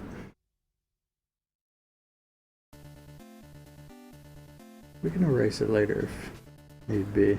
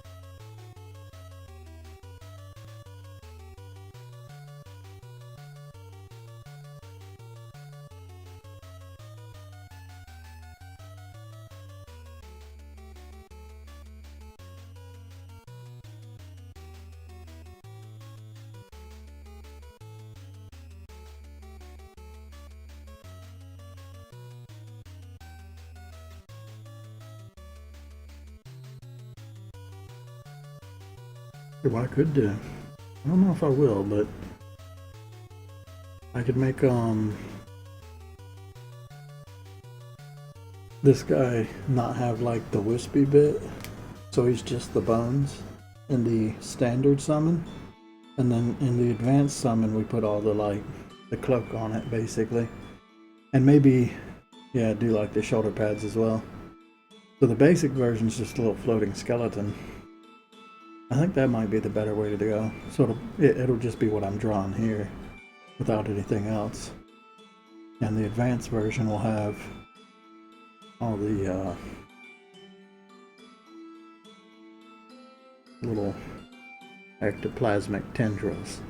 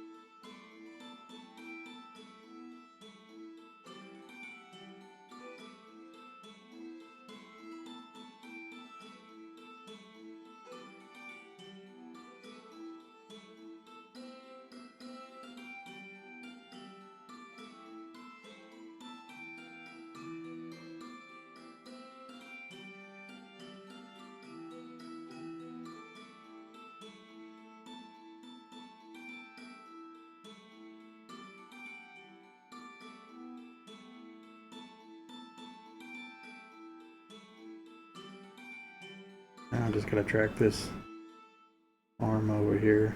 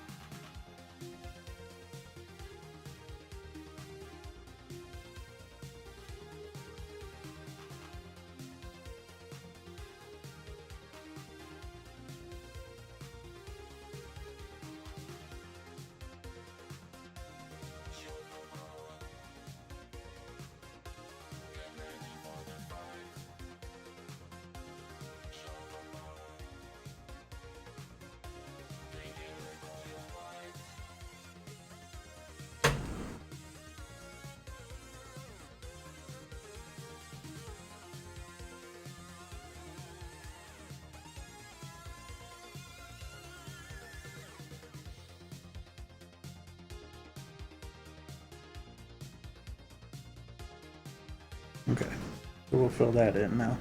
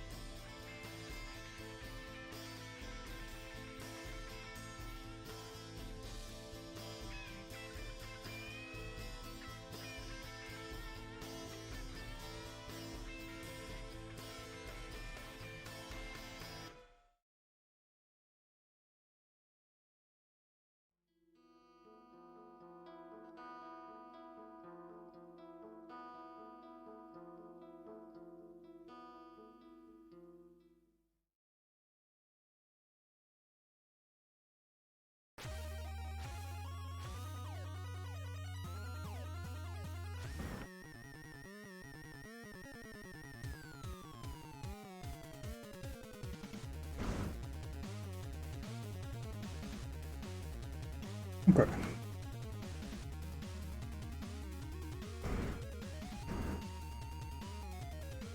So then I guess this is what it looks like. Minus the effects. It's gonna be the Skelly Bone Man. I don't have any shoulder blades on this guy. Well, yeah, I guess the reason for that is I had big shoulder pads that were blocking it before. Maybe I should draw something that would be like a shoulder blade.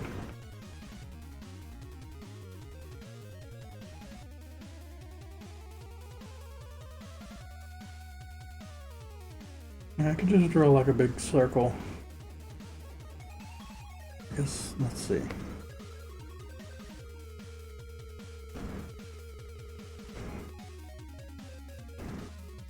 Shoulder blade would be like really just something like this.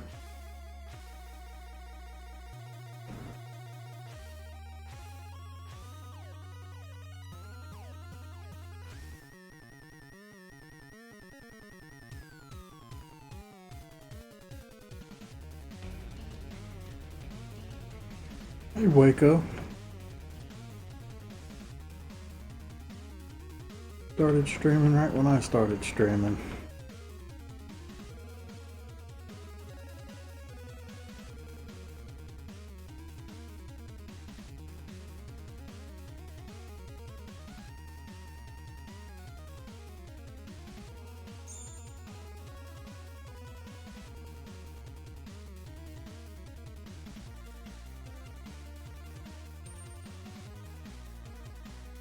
Bring lurkers. Good. I need more lurkers. I'm fresh out. So I'm drawing summons. They're supposed to be very simple, just kind of like glowy versions of other monsters.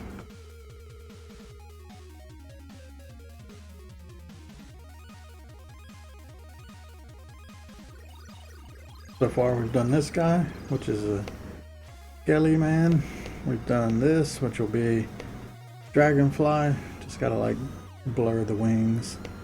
And I've done this one, which is a wyvern. There we go.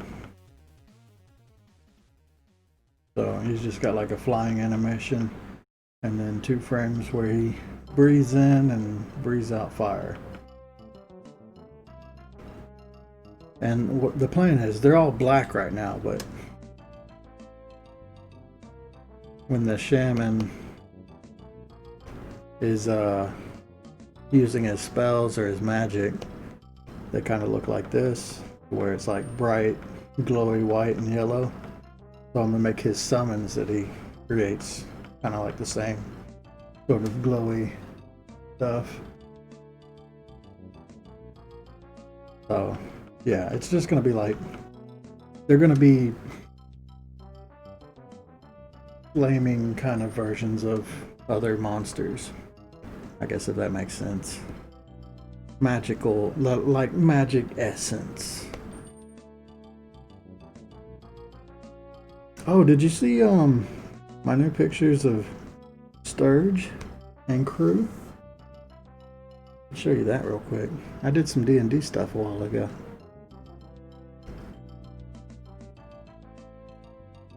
There's our dungeon master. I took a picture of him and drew that for him. This is the new Sturge. That's everything now. There you go. That's the new Sturge. What he looks like. This is our character Muldoon, who is like a paladin mixed with a warlock. Does ridiculous smite damage and rides an axe beat. This is our illusionist mage Mike. And then this is Gunther, our Yuan Ti samurai. He just jumps in and hits people like 6 times in a round. I think he can do like 8 times now, which is ridiculous. Yeah.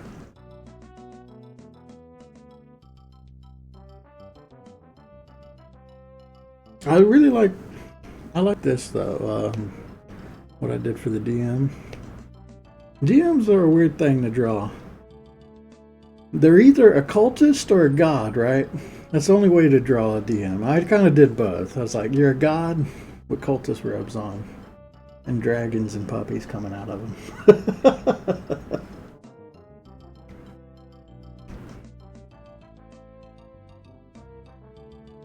We're just about to finish the campaign. Sturge is going to retire into his tavern, live out his days in Waterdeep.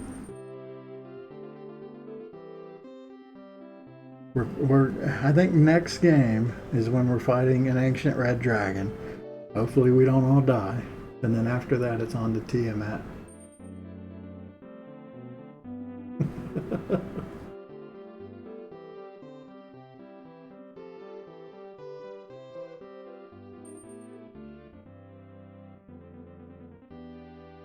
Okay. So this is going to be Ghost. Dragonfly.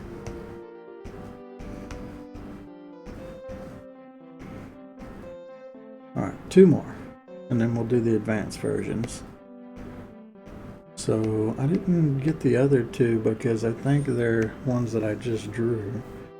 Let's go find them real quick. The beetle that I just drew, I gotta bring him in. Field beetle. Yeah, I know. God, in the game Neverwinter Nights 2, the ancient red dragon in that is so difficult. Like compared to the rest of the game, you have to use potions of fire immunity. You have to buff the entire party. Like you can't get away with not buffing the shit out of yourself to beat that thing. That's kind of my experience with an ancient red dragon, because that's the one where you can fight one. And yeah, it is so absurdly stronger than anything else in the game. It's funny.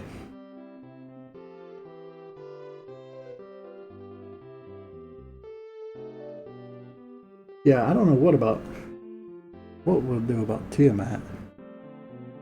Hopefully, I mean, I think the idea is to stop her from getting summoned and not fight her, right? Alright, so this is Shield Beetle. He just glows, right? Sits on a twig, glows, and then spreads the wings and takes flight like this. And he's got 2 different animations. One is flying without any glow, and then one is flying with glow. So it'll kind of alternate between those randomly while he flies around in the air. But this guy, I need this animation right here because he's going to become a summon too. So face that. Oh my god, he's giant.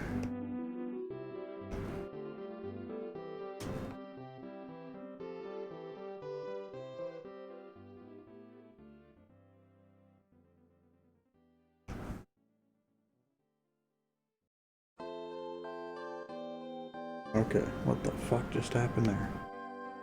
Reset.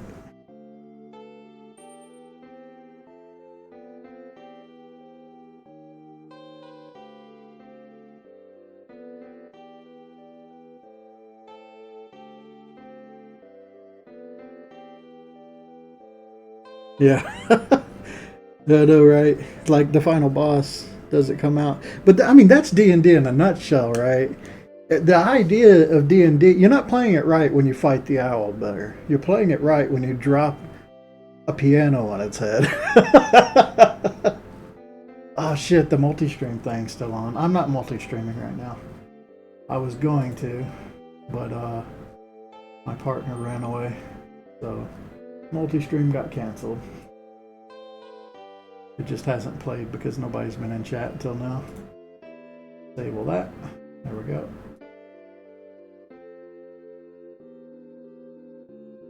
Okay. This is fine. I can shrink it down later. So the idea behind these ones, I think it's just going to summon a beetle that flies in front of the shaman. It'll be a lot smaller than this, but actually it's going to be, might as well shrink it now. Yeah, it's going to create this beetle that's in front of the shaman, and all this beetle really does is block projectiles, so it's kind of like a little shield. And then when the advanced version is it summons multiple beetles that like go in circles around the shaman, like all of them. So it's kind of like a shield that blocks projectiles is what the beetle is. I don't know if the beetles will actually... They should do some sort of an attack, I guess, for the advanced version. Otherwise the shield is kind of lame, because all the other summons actually damage the enemy. This will be the first one that actually like doesn't do anything. That's kind of lame. So actually to do this, all I had to do is the first one and then smear the wings. Yeah, so I really only need this one. The rest of it isn't even necessary. So how was your stream? You still doing the spaceship animation?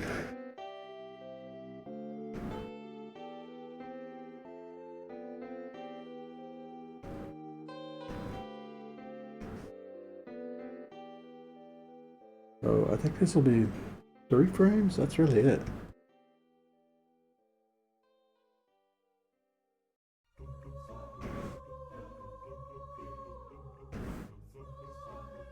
Oh, there it is. The good one. Of course, I need like 3 different frames on this. 1, 2.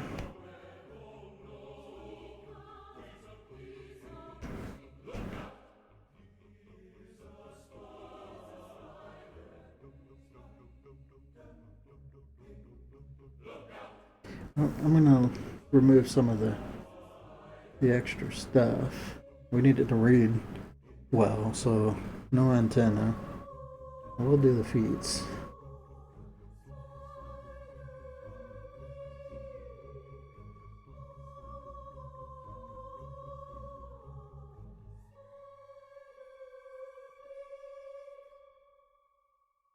But no points, just they go to a single line. We'll be fine.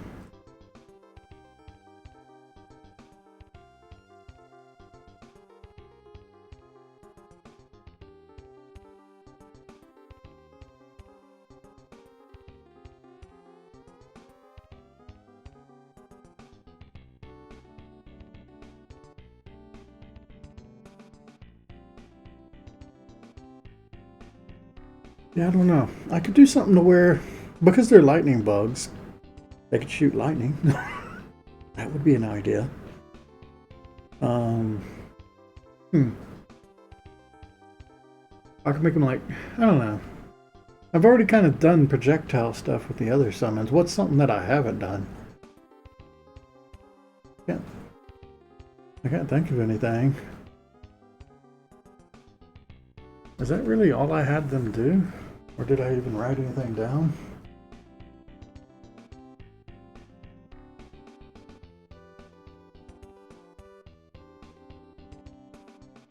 No, that's it. I just said they were shields. That seems kind of boring though.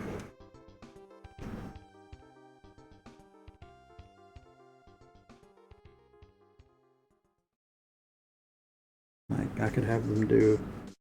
They should at least do some sort of an attack.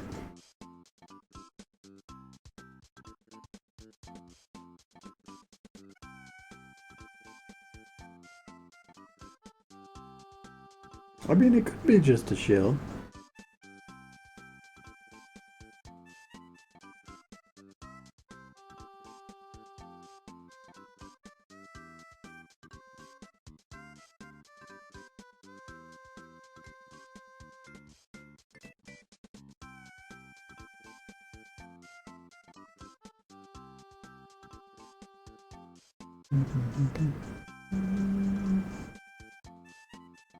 So this isn't even animated. I can just delete that.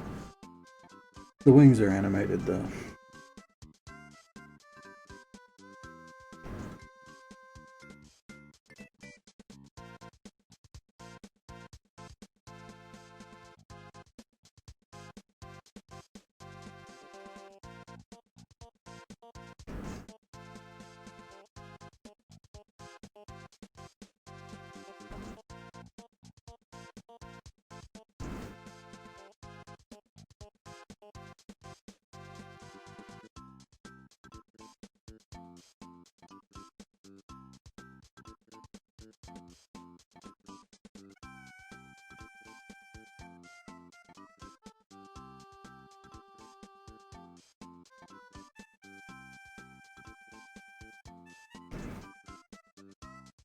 That's really it.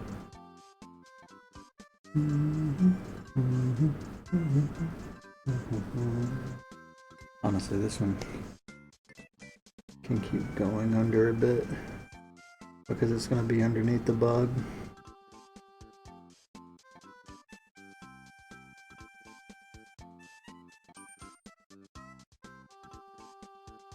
All right.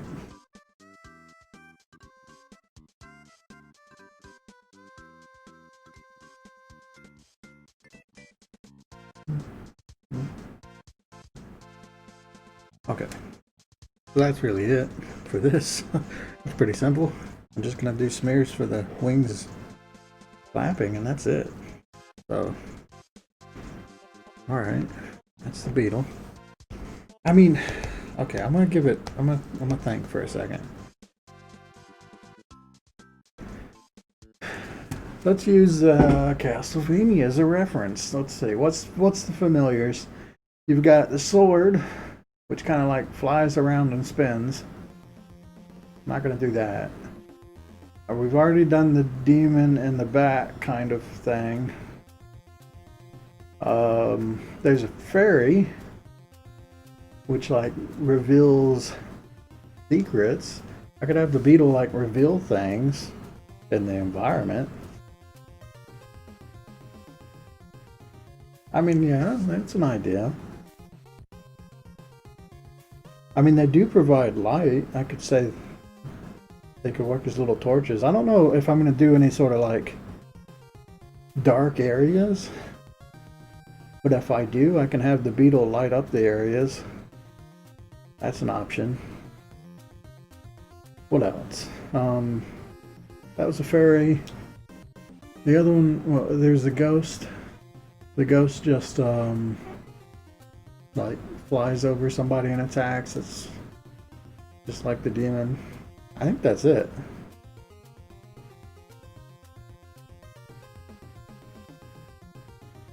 I could think about Mega Man. I don't know. Like the only thing I could think that they do is periodically they could like emit a lightning bolt or like lightning around them, which could damage an enemy. Or we just make them shields that block projectiles and that's it.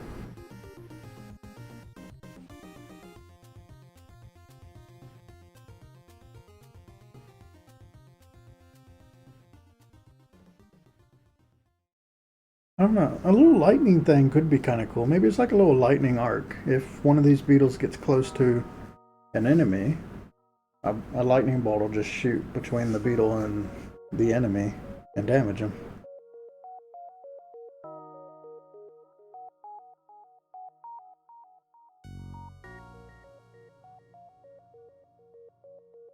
I don't know. I'm just gonna keep it as a shield. I think that's fine. It's a lame summon, but I mean, I guess it's okay if some of them are lame. Like these three are super amazing to get, so the next two being kind of meh is fine too, right? That way, like, it's slot machines wouldn't be fun if you never lost, right? That's kind of what these guys are, is a slot machine. Alright, so what's the last one? What have I not done? Oh, the slime. All right. All right, slime's next. And this one I don't have a creature for. It's just a slime. So let's draw a slime. Which is literally just going to be this shape.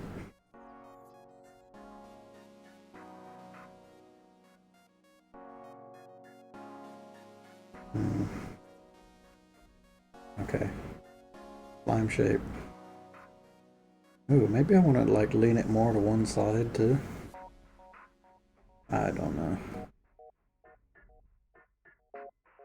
In my head, these things are just like they are in The Legend of Zelda 2. Little slimes that wiggle around and then jump every now and then. Am I gonna have to use the ellipse tool?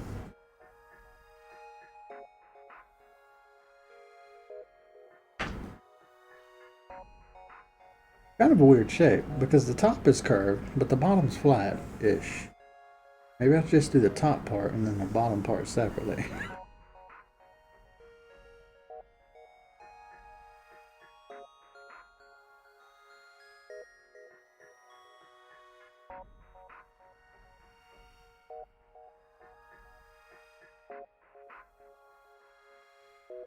Okay. Actually, you know what I do? This has got to be symmetrical, right? So let's just copy paste from here.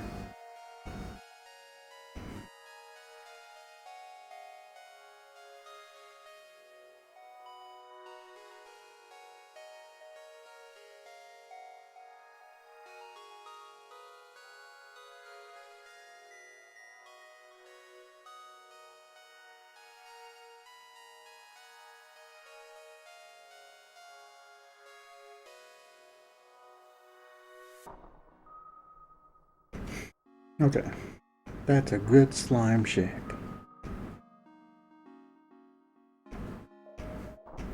And that's it. Okay, well, no, that's not it. It also, I was thinking it's gonna like shoot out spikes. So the idea, okay, so the slime summon, the way this works, this is supposed to be the lamest of them, but it creates this little slime, and he just stands there, and occasionally he will hop in a random direction. So he'll either hop right or he'll hop left, and then yeah, occasionally he will shoot spikes out in all directions, which is the actual part that will damage enemies, but it's all random. So it's kind of, and it interacts with the floor. So if you summon it and you happen to be like on top of a platform, it'll just hop off. So it could be handy to just let it do its work and kill stuff, but it's probably going to be very unreliable and crap. That's a summon. But that's kind of the idea. Like I said, with a slot machine, sometimes you want to lose and get the worst one possible. And that's what this guy is. So yeah, I think I do want to have it, because I don't want him to constantly damage enemies. I just want him to damage enemies when he does his little spike move. So I do have to animate him going into spikes.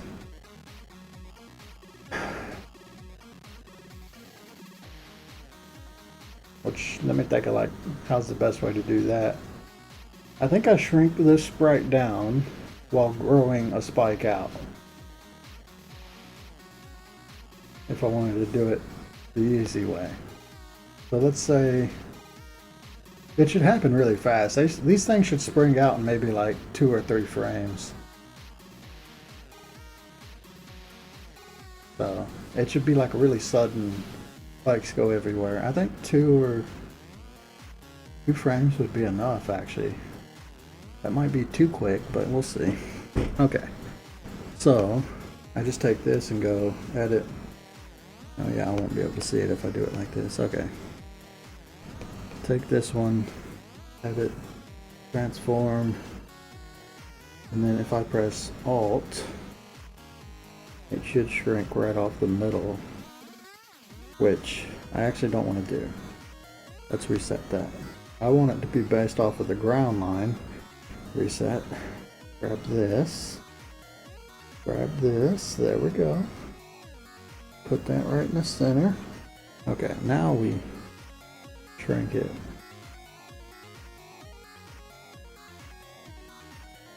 Okay, and then if I just copy that one to the next one.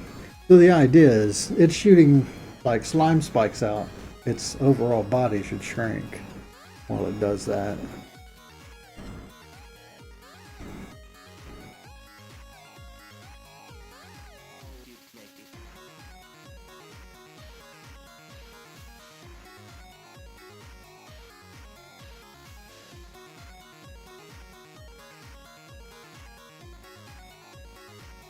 Okay.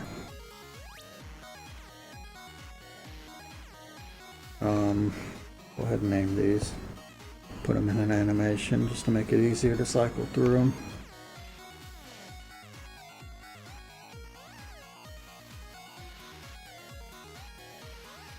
Yep, I made too many. Try that again. Okay.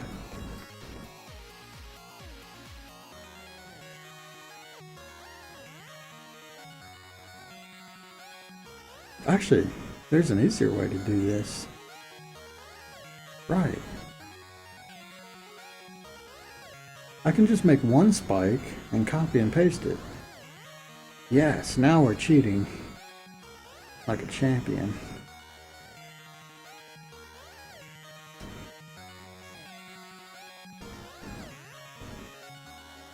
Right, so I just want to animate what it looks like when one spike goes off. So let's just do a circle right in the center. There we go. And I guess I need to know where we're starting to. The top of it is up here. Okay, wait. There we go.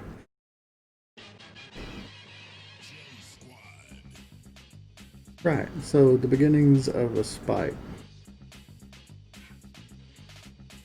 Most of this is going to be hidden inside this line. But this is the part that we're animating. And actually, I want it to be really fat and then get thin the bigger it gets. So we'll do it like this. It looks weird, but when you put it underneath this, it's just that little bit of a spike that's beginning to form. And then I'm going to turn on onion skinning. Next one. I guess I want this to go pretty big compared to the original guy. It should be like up here by the end.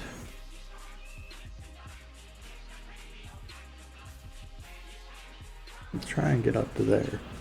So this should be in between those two. Maybe a little on the lower side so it kind of builds into it.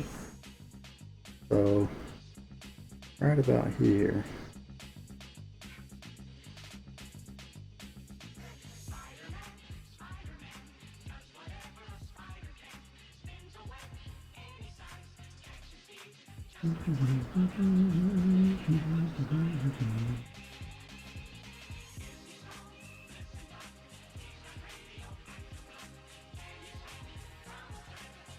Right, and the last one's all the way out.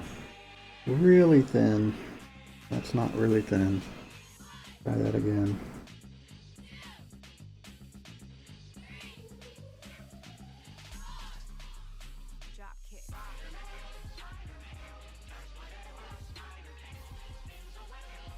Okay.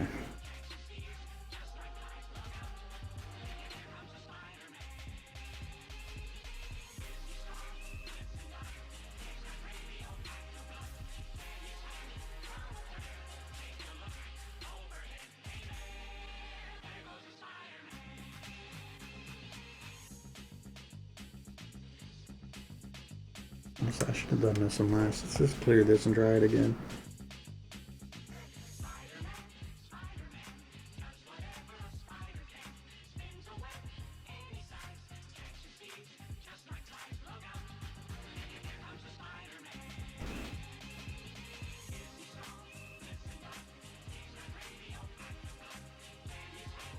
Yeah, okay.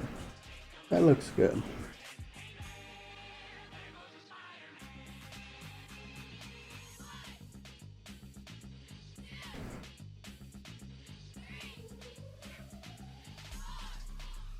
Drop kick. Okay. So I just fill these in.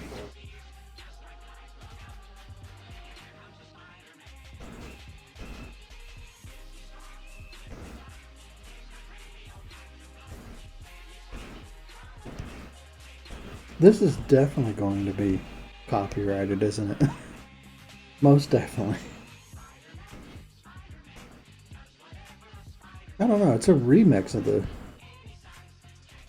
Spider-Man song. It might make it through. Okay. So we have one spike, and now I'm just going to copy and paste that all the way around the guy.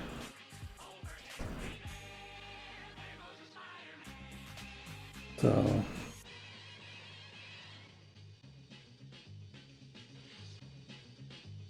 honestly, what I should do to make this better, it's always going to be below. If I just make like a little red dot, I can always like rotate it based off of that red dot. So right there. You won't be able to see that later, but I can use that as a reference for rotation. Okay, now let's do, how many do you think we need? 1, 2, 3, 4? Start with 4.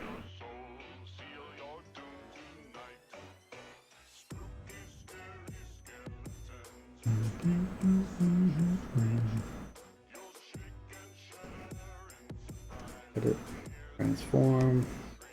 Alright, so if I just put the origin on that red dot, rotate. Okay. Next one.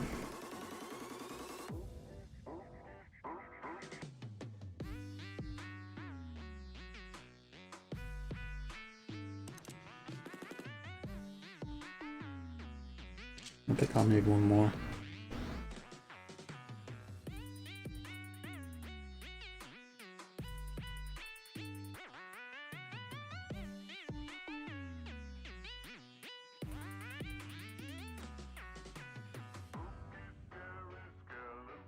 So I want one that goes straight to the side.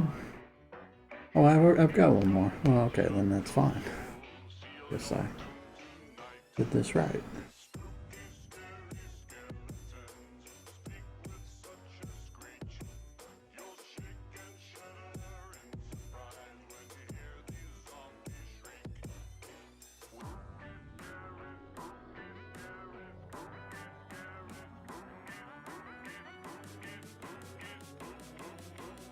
There we go.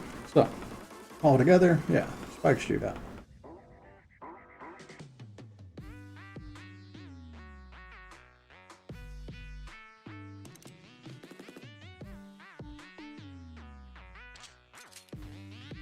If I could like round these edges a bit, which will, one, it'll make it look less uniform, and they'll just kind of blend in better, so I think I will do that. But first, let's go ahead and copy these.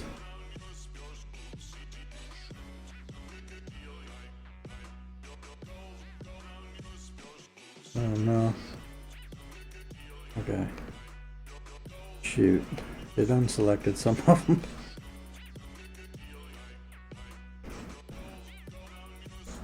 Okay. So that should be where it started. Go edit. Transform. Put that back here.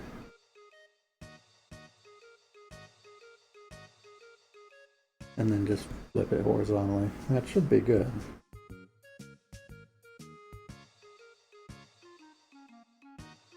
Yeah.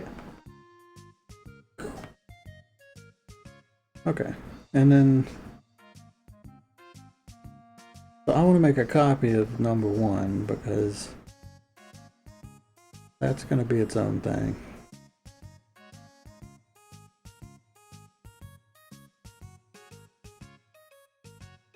There we go. Alright, now we fill in this bit.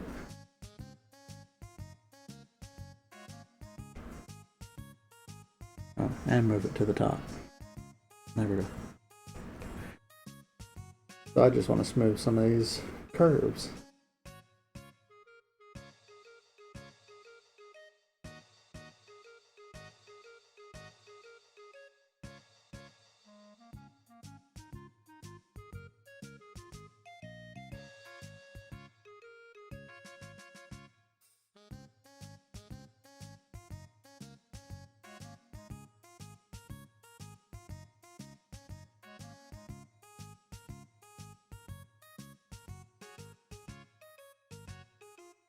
There's not, I mean, there is a slime enemy in the game, but I put it in a very dangerous area and made it immortal, basically.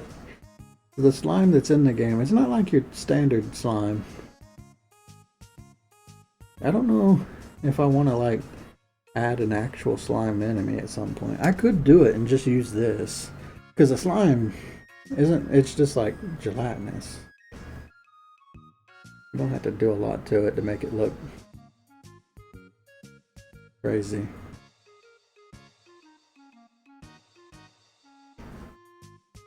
I mean, I've already done this much, you know, I might as well, I could get an extra enemy out of this animation. I don't know where I would put them, though. Like, where does, if slimes exist in my game, where would they inhabit?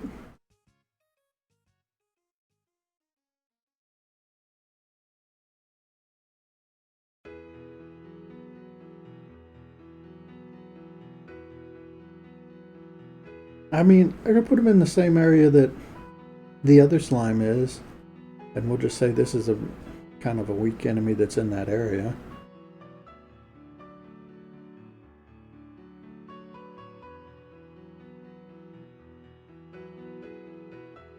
I might do that. We'll just say that this is a bonus enemy that I've made. I'll do a... It won't take me long. I could get a lot of mileage out of a slime, actually. Like, there's no reason this has to be just one enemy, too, because you can just change the color of a slime with a palette swap. Change the behavior, you know, of its actions a bit, and then all of a sudden you've got 5 new enemies. They can be placed in different parts of the world. I mean, yeah. What I'll do is I'll just do a standard color one, like green, and we'll just do a palette swap in game if I want to, if I feel like an area needs more monsters.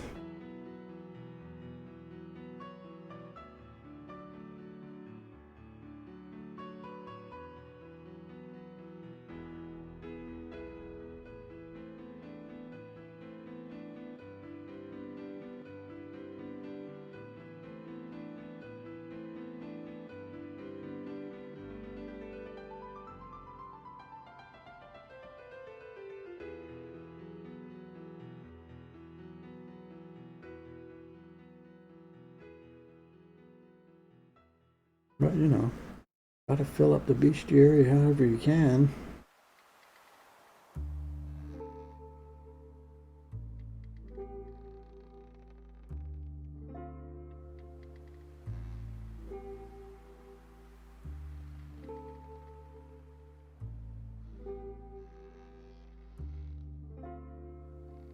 I mean, the same kind of goes for this wyvern I drew. There's nothing like it in the game. I mean, the harpy was kind of similar to it, right? Because I basically used the harpy as a reference for the flap.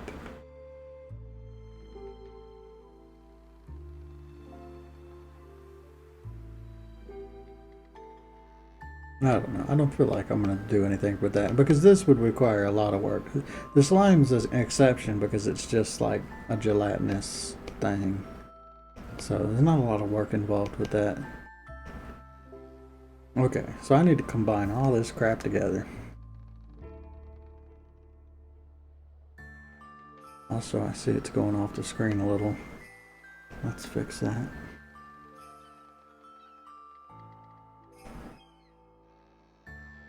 Okay, so this is the base one. And I think for like animating this slime, I'll do it through coding instead of in Clip Studio. Right. Do that.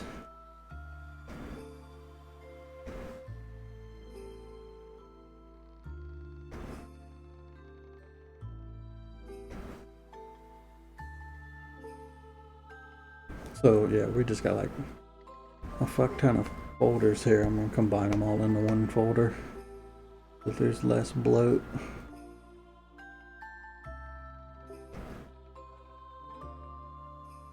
There we go. And we'll name this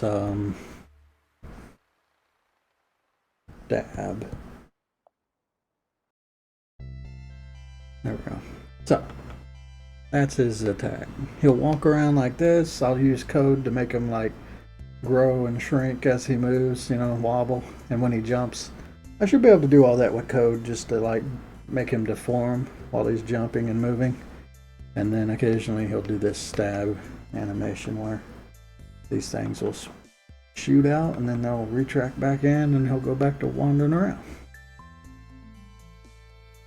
I could have some fun with some shaders here and make him like wobble too, which would be interesting. Okay, so that's slime. That's all 5 of them done. Now I have to do the advanced versions of each one of them. I wonder where I should start. Should I just start with the wyvern? I'm thinking, yeah, I'll go ahead and do this now before I color these guys in. That way I can just color them all at once and give it that effect. So yeah, let's just draw this for now. Also, I want to name all these folders. I think we can delete this. This would be wyvern.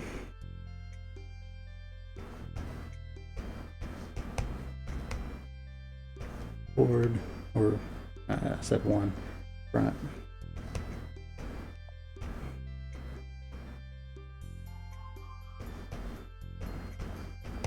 Wyvern back. And I think I'm just going to copy both of these and do the advanced version this way. Basically just change the shape of it a bit. Probably give it like bigger horns, more spikes. I don't know, maybe some teeth or something. I mean, honestly, yeah, just some horns, some spikes would probably be good enough. And I'll just change the proportions of it to make it larger. But real quick, I'm gonna go to the bathroom. I'll be right back. Wow, we got 6 viewers. That's so much more than normal. All these lurkers. Alright, I'll be right back. Yeah.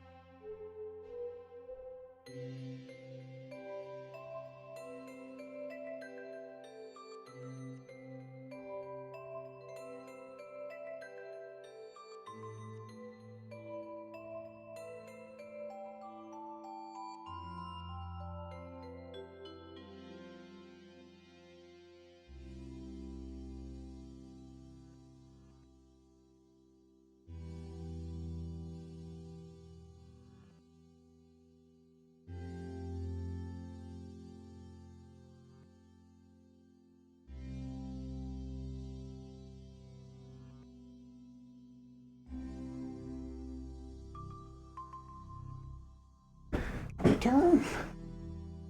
I was thinking, we're making great time on this. I thought this was going to take a lot longer, but I'll probably have this done in a day or two. I mean, I started working on it. Technically, it was this morning. I did sleep in between that, but I only did a little bit on it. Basically, that one guy. Yeah, we do the advanced versions of them, which should just be like little variations, little tweaks to them. Color them in and then do some effects. I should have this done, if not this stream, definitely by the next stream. Either I'll do it off stream or in the beginning of the next one.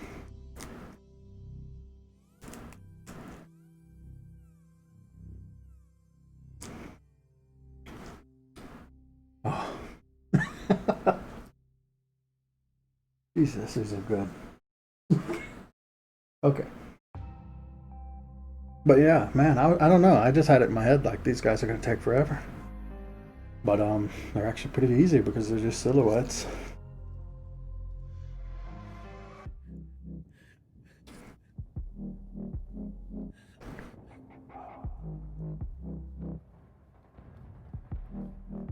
All right, so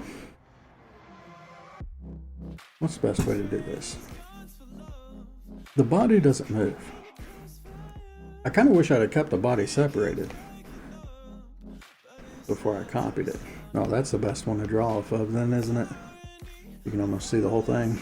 Okay, what I'll do is based off of this one. Let's draw what changes on his head and back, which is just going to be, we're going to curve his horns.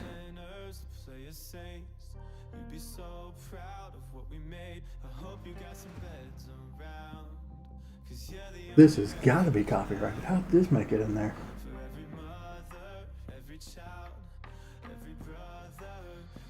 Is this from a game? I have no idea why this is in this list. We can try it. It might be from like Beat Saber or something.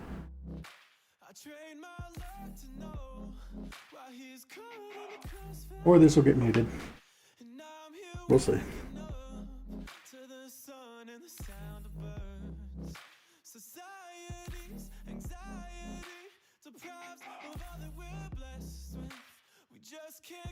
What's the best way to do this if it's a silhouette?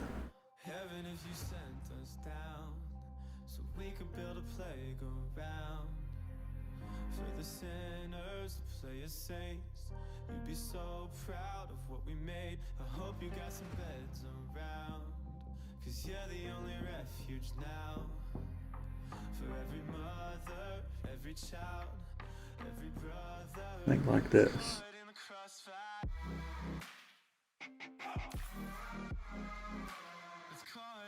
No, that doesn't look good. I mean, I could put it on another layer. I don't want to avoid doing that though. Here's what I do. Instead of doing back ones, let's just draw more. Just more horns.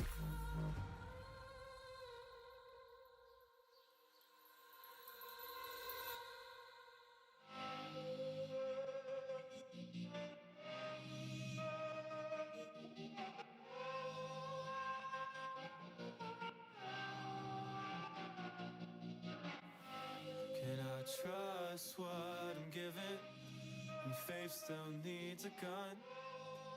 Whose ammunition justifies the wrong?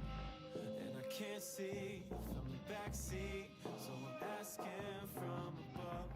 Can I trust what I'm given, even when it cuts?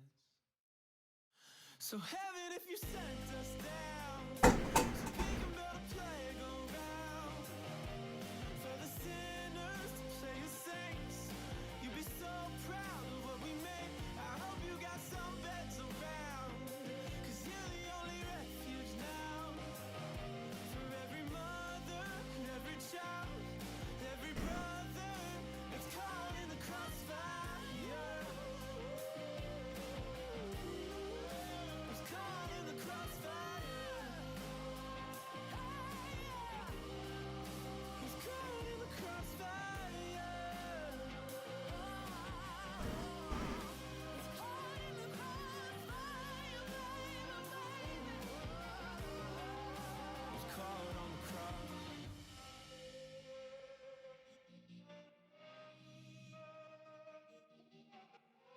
Honestly, I'm just not liking this curved horn. Let's just get rid of the whole horn bit and we'll do something different.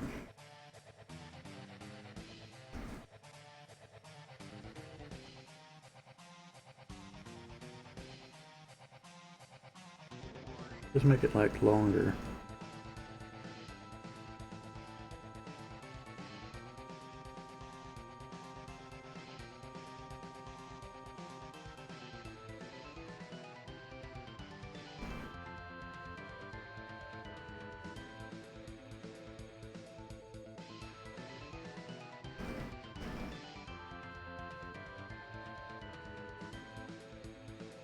Okay, that looks good.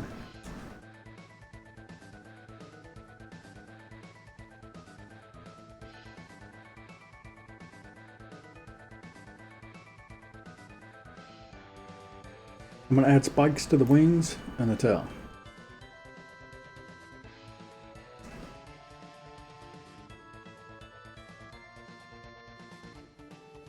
Make these a little sharper.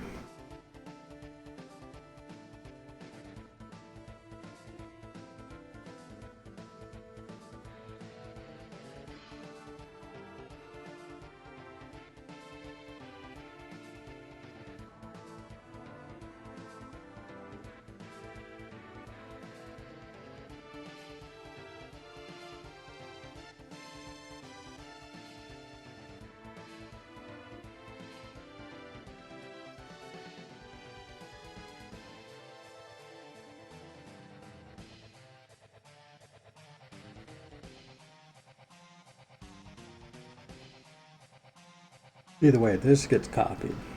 Everything else is going to animate separately on each layer.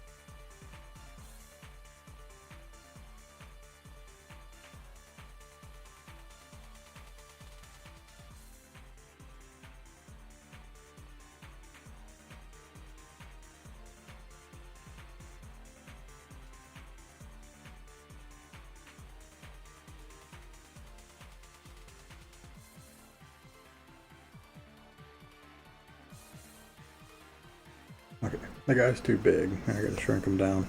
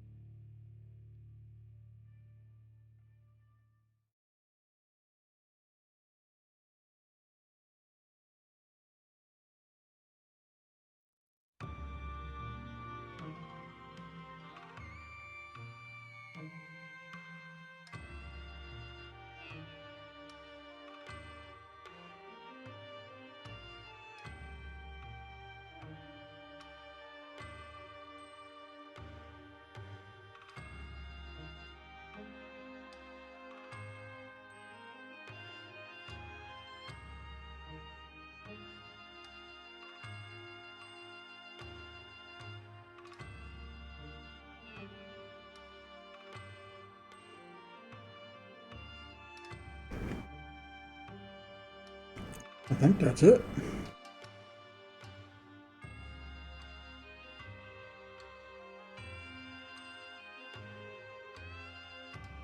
So, could do something with proportions and make him like a little wider.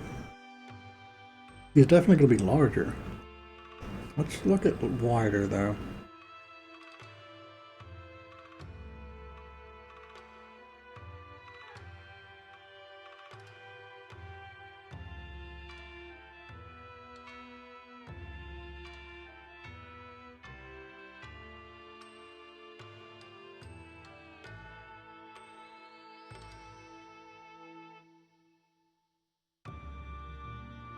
Yeah, I think that looks good.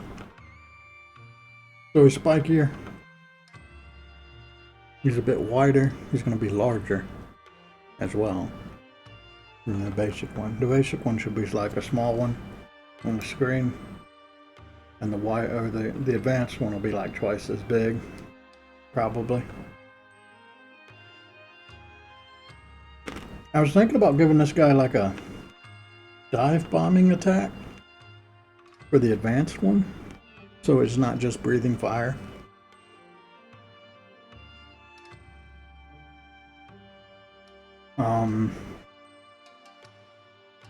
Which I just have to do like, yeah, draw some sort of dive bomb kind of pose. I don't know. Probably not. We'll just do a fireball. His fire breath animation will be a lot bigger in this version. I think, yeah, I'll just scale it up, really. I think it's fine. Alright, so what do we call this? Is it just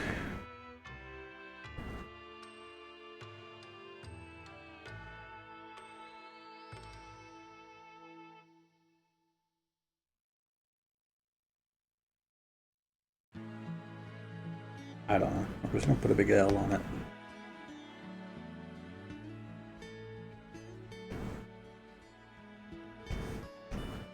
It's wyvern large. So there we go. That one's done.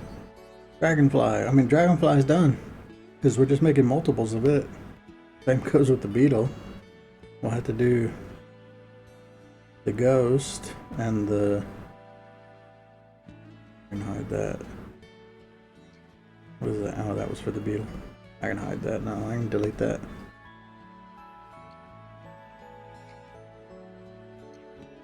Yeah, just gotta do the slime and the ghost. It's got a lot of layers, huh?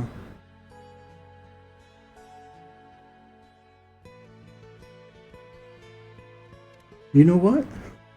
I completely forgot. I just did the attack animation. I never did the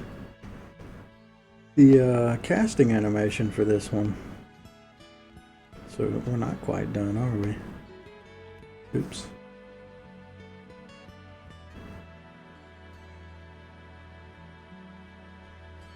Okay, right. So you are just that. This is the shoulder blade that I drew.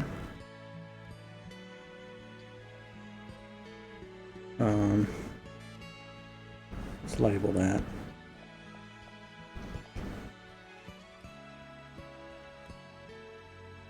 Honestly, we just need the one on top. That's fine.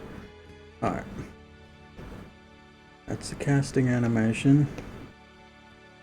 That is arm, okay. This one is that. I do want to keep that for the next part. Okay, so this just needs... I mean, this doesn't animate at all, does it? No? It's just the arms. I just need arms for both of these.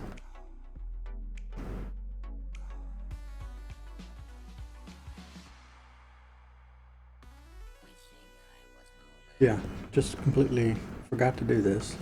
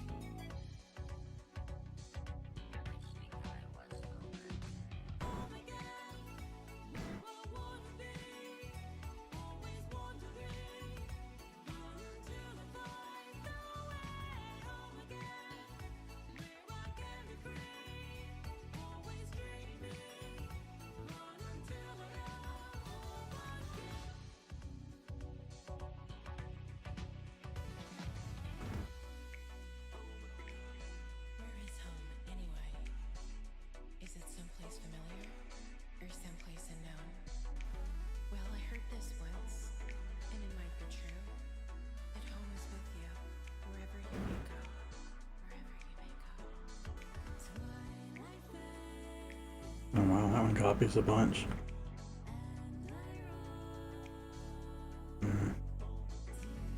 Clear that.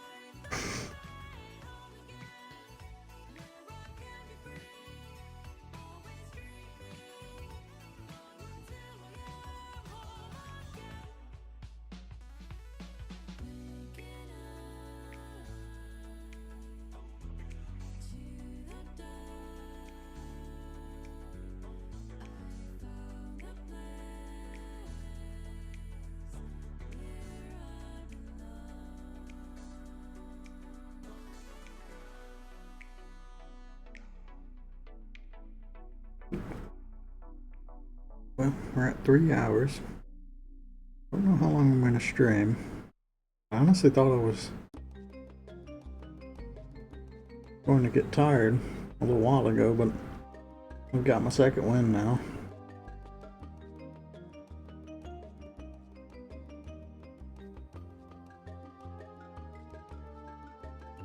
I don't know. Let's just keep going.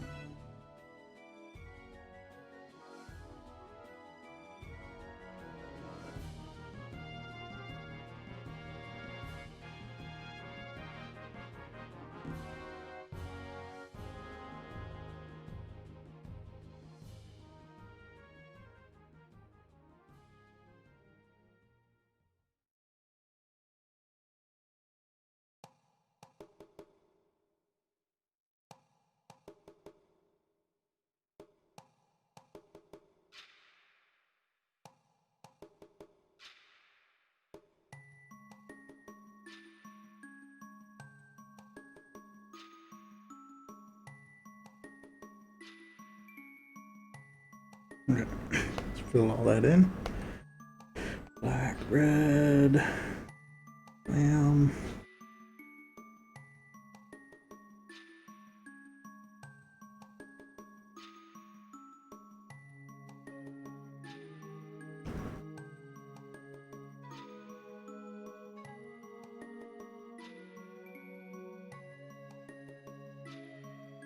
Oh, okay. I was like, usually it fills in the full thing. That's because I've got the wrong fill tool.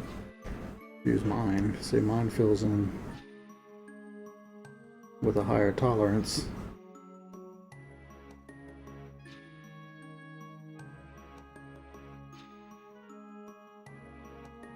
If you want to know how to do that in Clip Studio, you just go over to the fill-in tool brush settings.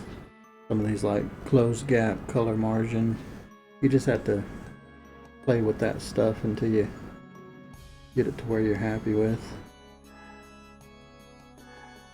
If you go too much, it'll fill outside of the lines.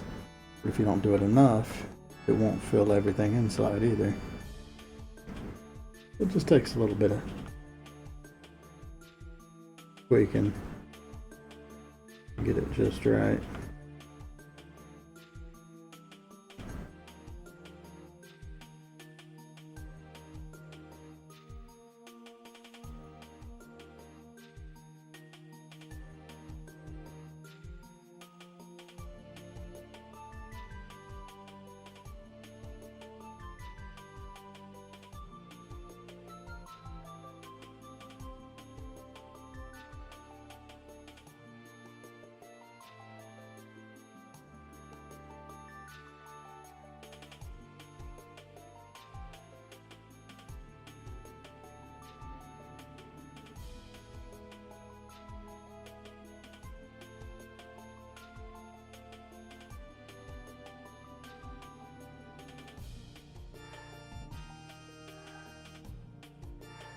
I don't really have anything to talk about right now. I guess I could talk about RPG mechanics. I said I wasn't going to put it in the game, but I think it's a good idea to just to consider it still, because it's one of those things. I pulled a lot of things from Castlevania as my reference, but I did not take the leveling and stat system. Instead, I wanted to go with a fully gear-based system. So you're as strong as your weapons are, but you don't ever really level up. There's no reason to fight monsters outside of I think that's the worst part of it. Outside of like getting new weapons and armor, there's no reason to actually fight any monsters. While in something like Castlevania, every monster you kill is a little more experience. I think the reason I wanted to stay away from that is I don't like the idea of like out-leveling the game too much. At least with the gear, I can keep things relatively balanced.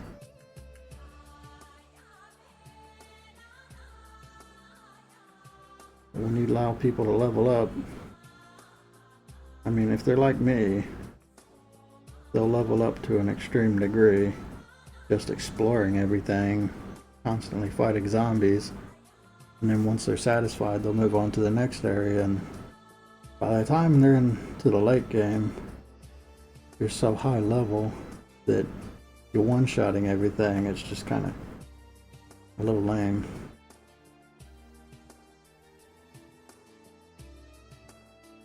I don't know, I kind of like that too.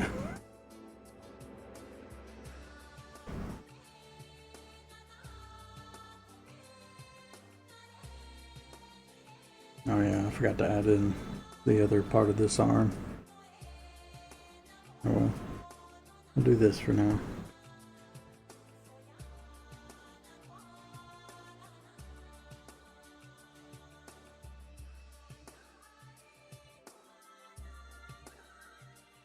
So if I was going to do a leveling system, how would I do it? don't want to have a status screen too. It's something I wanted to avoid.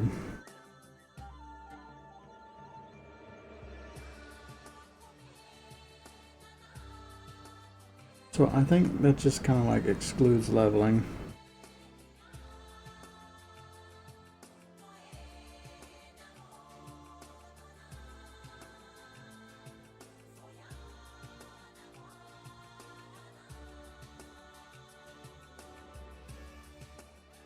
I could do some sort of pseudo leveling thing.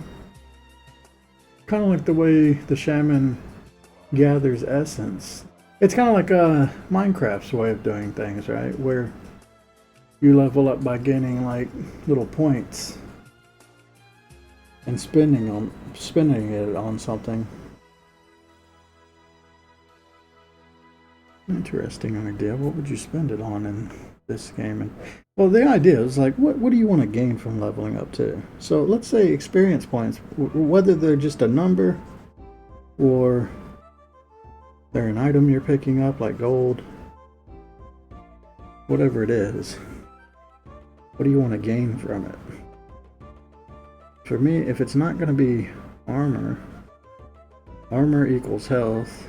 I mean, I guess you could get like, I don't like the idea of increasing health through that. Increasing damage, I'm not really into either. So there's not really anything left. You're not getting health or damage from it, which is like defense and strength. What else could you get? What benefit could it be?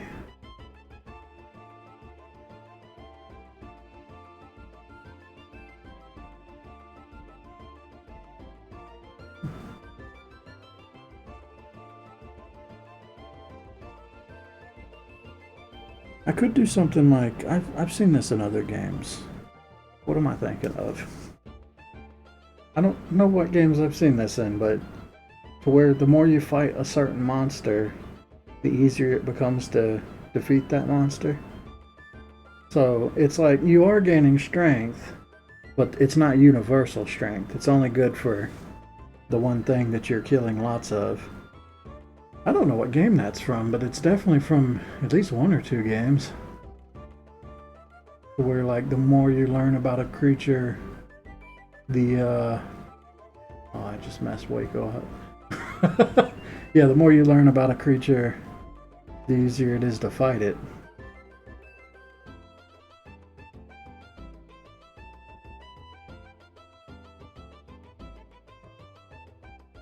I mean, I kind of like that, because if there's ever like a monster, I don't know, you fight a lot, and basically the idea, okay, let's just take for example, there's a random chance that let me just show it. There's a random chance that this dude right here will drop his armor set, which is like a shell armor set. Turtle shell, shield, and whatnot. So yeah, there's a small chance. So basically, you'll have to come in on the screen, kill him, leave the screen, come back in, kill him. Keep doing it a couple times. Hopefully, I'm not gonna make the drop chance. I don't know. I kind of like the idea of the drop chance being lower. Just because it gives you a reason to actually kill stuff.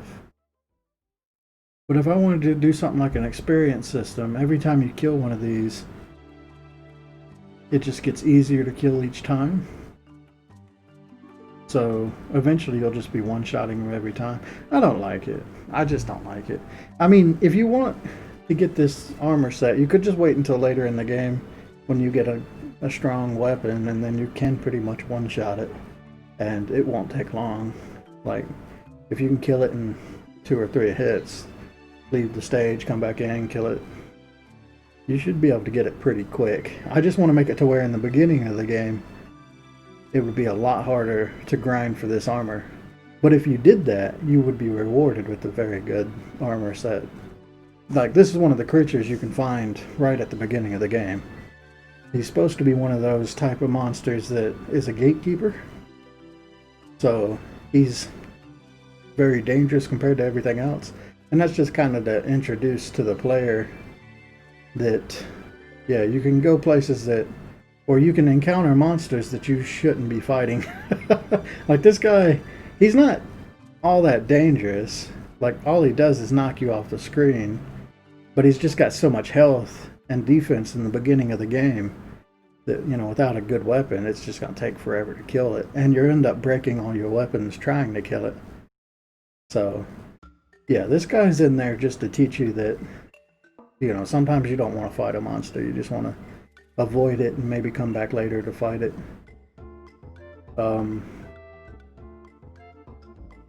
That's kind of the idea. And I think it's a cool thing that, like, for people like me, I would definitely fight it.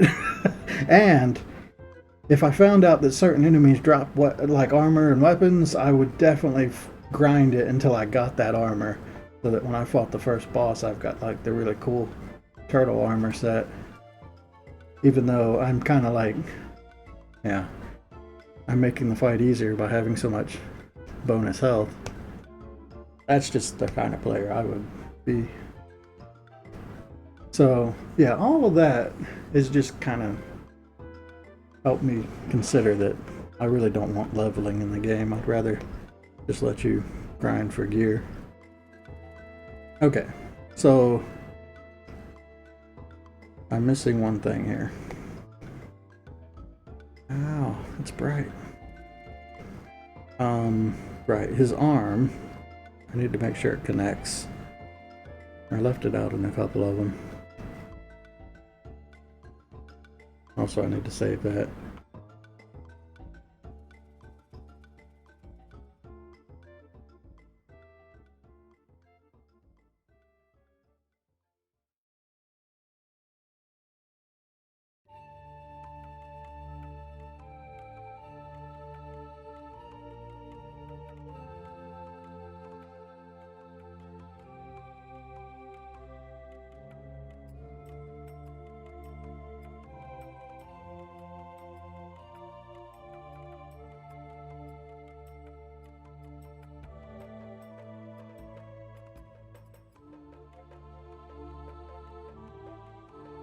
Look, this is too thin. Let's just thicken it up.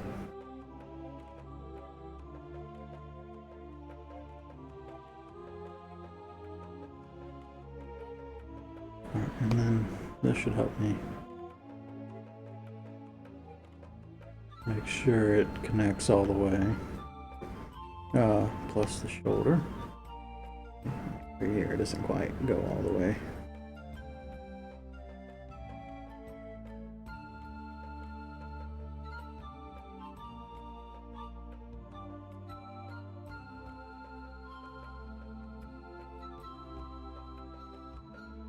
I guess I should draw it inside here as well.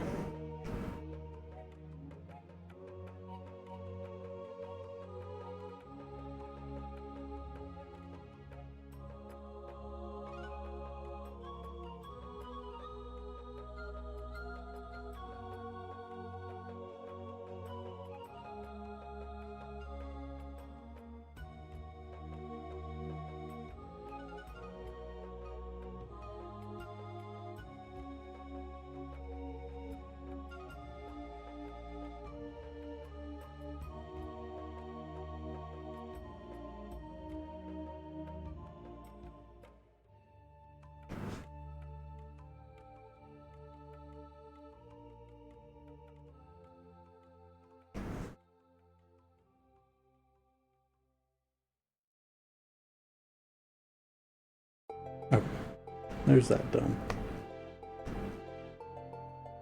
Alright, now we got to do the Wraith. So the Wraith, I said I was just going to add the shoulder pads and add the wispy bit. Or not even the shoulder pads, just the wispy bit.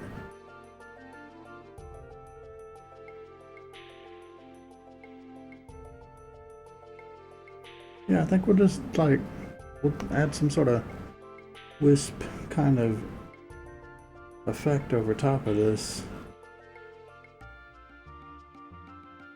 I don't know. Let me think about it.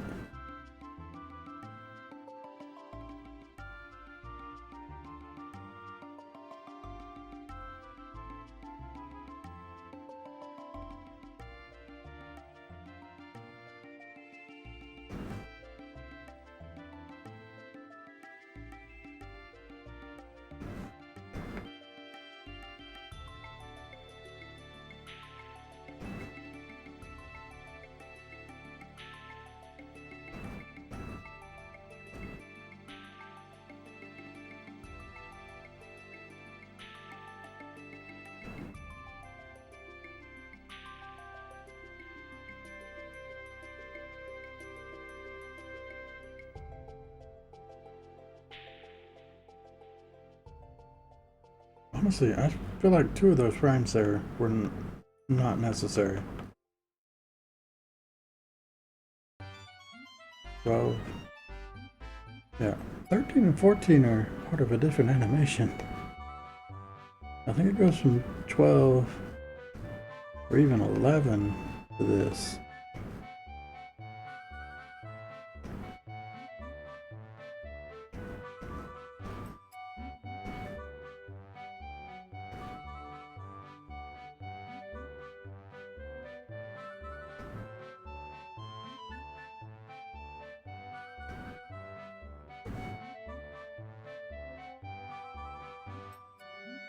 Okay, yeah, 13 and 14 are not supposed to be in this animation.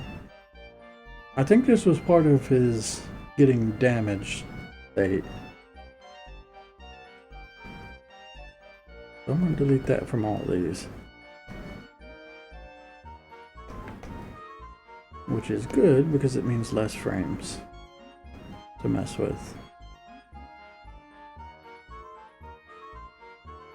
But now I have to remove all this crap from the timeline too.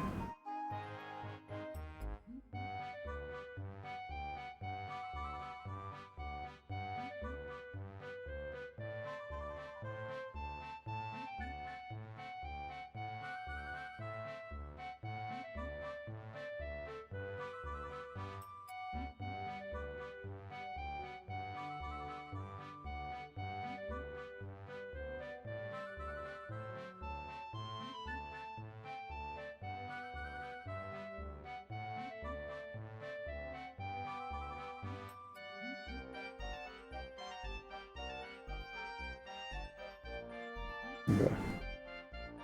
That should fix that. Yeah, that's a lot better. Alright, cool. Alright, so what are we gonna add? We can do the shoulder pad. We can do, I mean, that kind of like, how do I do the wisp part? If the whole thing is white and yellow and flaming, putting little tendrils on it isn't gonna read very well. Really, I want to just do like flamey lines coming off of it in every direction. I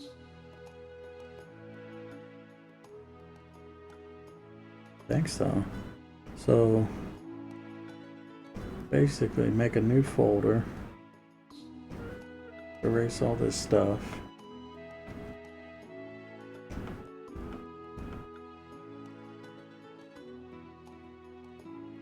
Alright. And then what we're gonna do is just make this line really thick. Like 20. I could even lower the opacity so that it has a little transparency.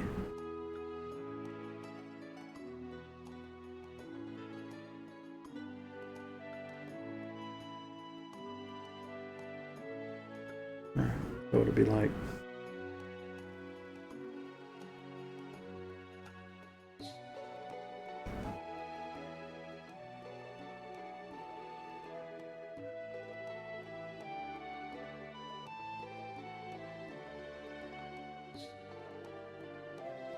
I don't want it to be the exact same in each time. It's supposed to be looking like it's flowing a bit.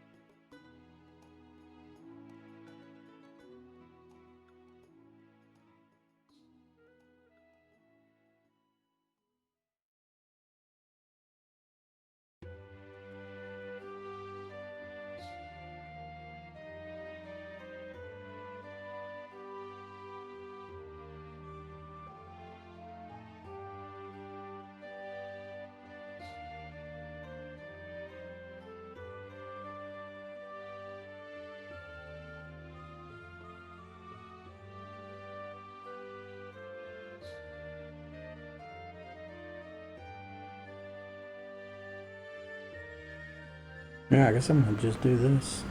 Kind of cool. Actually, I want to start at 16 or start at 12. That way it loops back in on itself. There we go.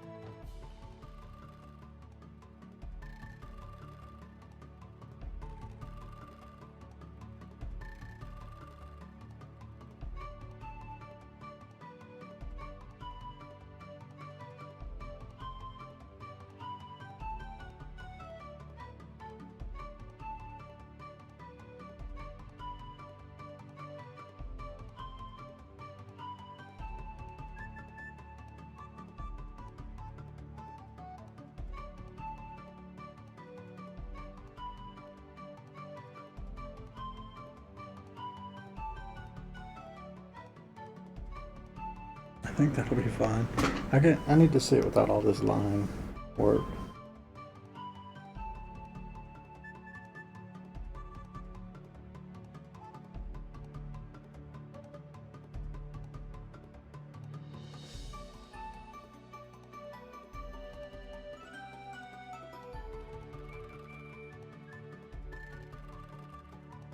I guess that's fine. I feel like it'll need more, but let's just copy that up onto the top one as well. Well, we've got it figured out.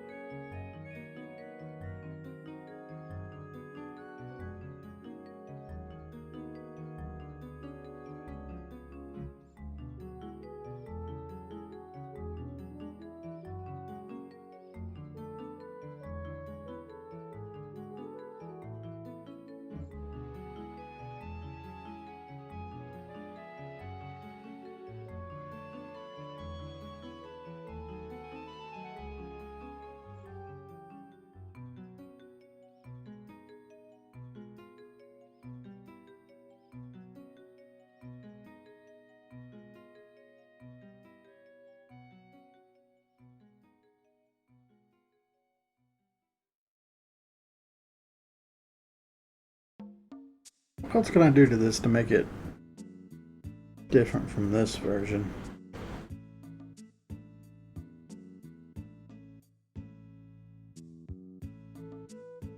I mean, that's quite the change, but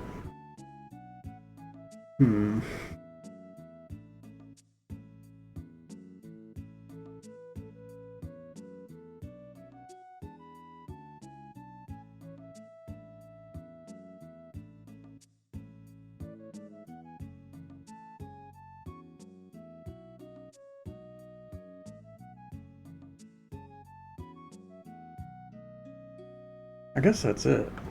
We'll just do this. I mean, he's got different attacks too. I guess it's fine. So I think that's all I'm gonna do to make, yeah, between the advanced version and this version is just the little raiment that it's on. So I'll have to do the effects for this. Oh, and then it'll be bigger too. So that'd be fine. Now that I've done this, I'm gonna put this behind the character. Yeah, I was thinking that I should have split it off the back of it to the front of it. And I kind of have that with the arms, but that way it can kind of like drape around the character, but I think it's better that it's always behind the character so that it doesn't get in the way. I don't know. Now that I say it, I think it would be better if it's kind of in front too. The unfortunate part of that is I just did all this like raiment stuff on top of everything. So I can't really make it underneath. The only part that matters is the two that's on this side. Those two should be behind the player.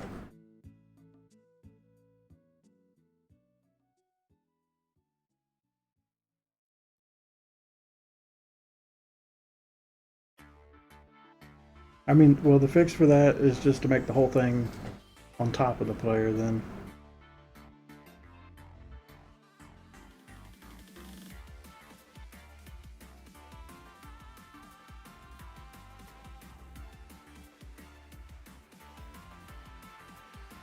Yeah, I think it's better simple like this. That's fine.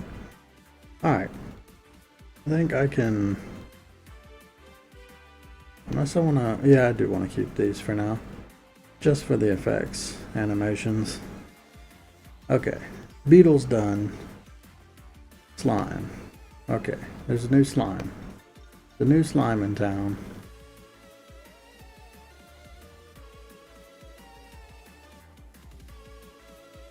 So the idea was this thing is like Glacius from Killer Instinct. Well, not exactly. It's just like, it's a slime golem looking thing that fires projectiles.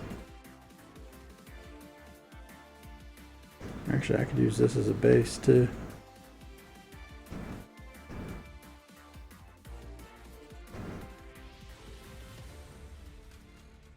Yeah, it's like this, but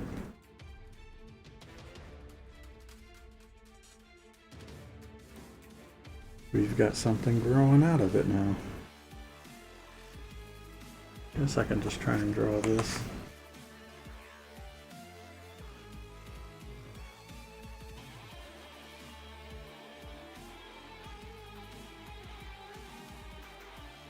I don't know, if I do it that way, it's not going to read very well though.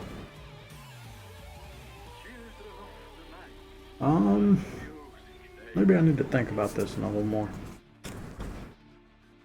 It's supposed to be a slime that turns into, I don't know, the advanced version of the slime. There's gonna be like a little putty dude that shoots projectiles. But maybe I'll do something different. I mean, it's gotta be slime related still.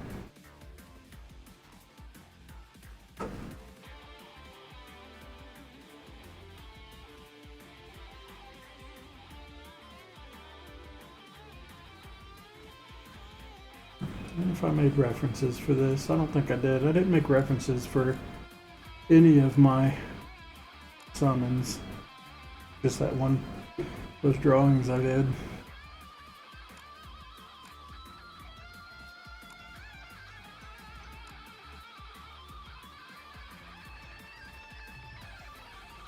Dracula is our vampire.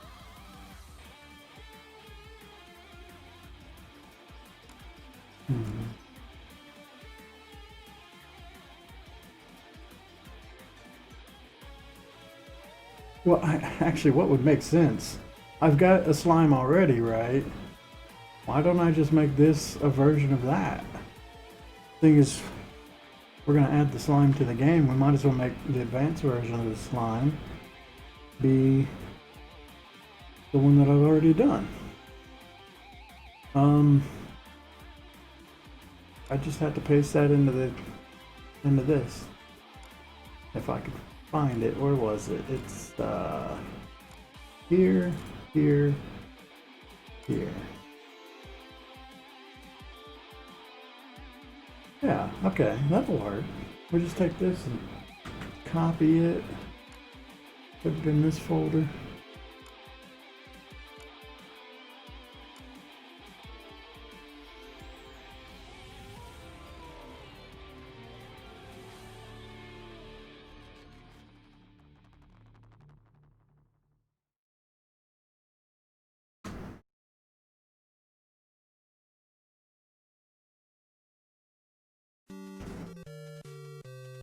I got this working again, so I can quickly transfer files between my two computers. Alright, so yeah, we'll make this slime.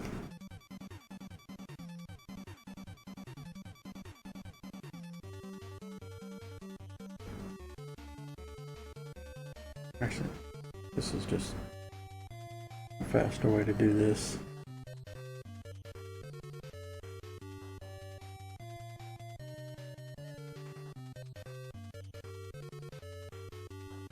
There we go. So that's the slime I drew before. It was just like a dragon-headed slime. So we'll do another version of this. Edit, flip horizontal, B. Guess that works.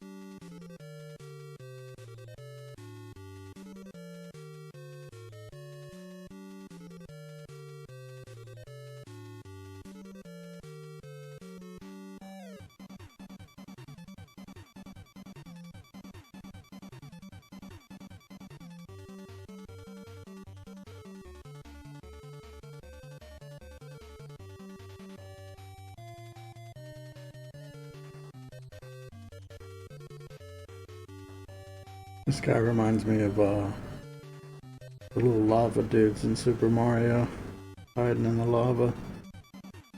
They like spring out.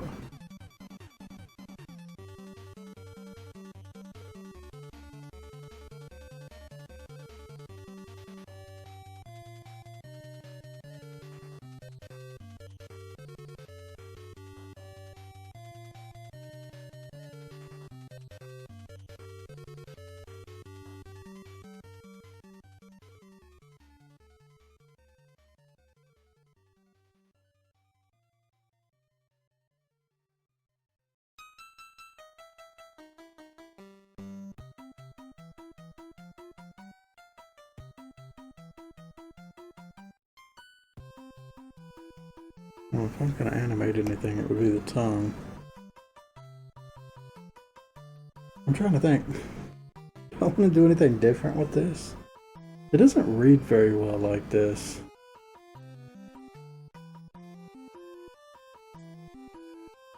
It's like, yeah, it makes sense that it's the advanced version of the slime.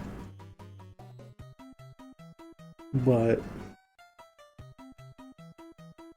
it doesn't seem like something that would shoot projectiles, which is its main purpose. I don't like it. I need to do something different. I'm gonna go back to my original idea. I'll just have to make something up right now. Here we go. We're gonna make something up. Right on the spot, live and in person. In fact, I think I want to take this and shrink her down a bit.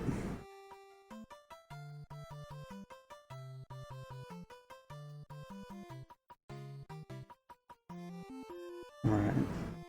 So, I don't know. If it animates, I would prefer not to make it animate. What could this be? Something that shoots projectiles.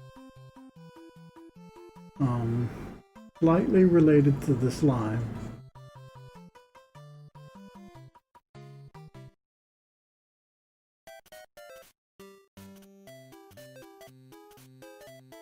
Maybe I just do something. I scrap that whole idea and do something different. What is it? Let me just think. What is the better version of the slime thing that I've created? Because that's kind of what everything else is. This is just an upgraded version. This one's different. If I wanted to make the slime thing, I mean, I could do the cheap way and just make mini slimes. So basically, when you do this, it just summons a whole bunch of them that go wild. Maybe ones with different jump heights and stuff. And I kind of like that too. It would be pretty good against bosses. It's basically like little landmines is what these things are. It's just whether they go off or not is random. That's the lazy way, but it's also kind of the best way.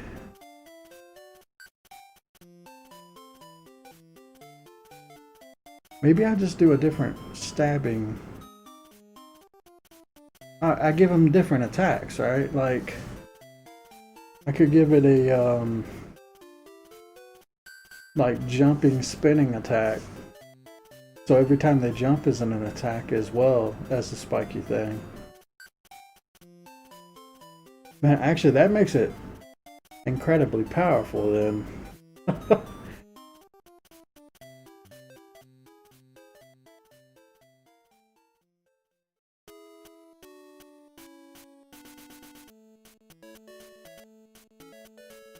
I could make it something like every time it stabs, it self-replicates.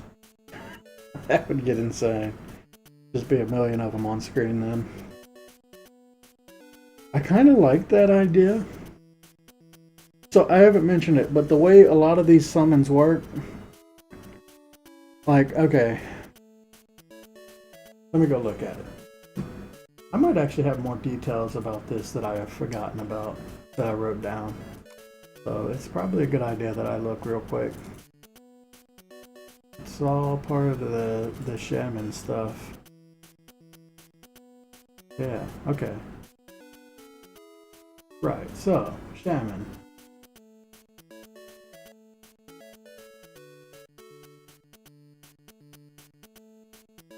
Right, so what I put in here. Oh, okay. I was gonna do the summons last based on how much mana you have. So if you have at least 3 mana, the summons only last for a minute.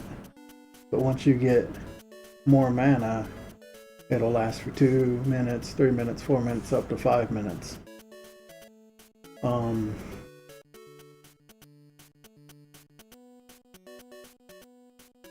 Certain ones, like the wyvern, the ghost, the dragonfly, and the beetle, basically everything but the slime, will follow you as you leave, like follow you through screens The slime is just, it's stuck on the screen that you summon them in on. But the advanced versions, they're stuck on the screen that you summon them on, but they're permanent, right? They don't ever run out.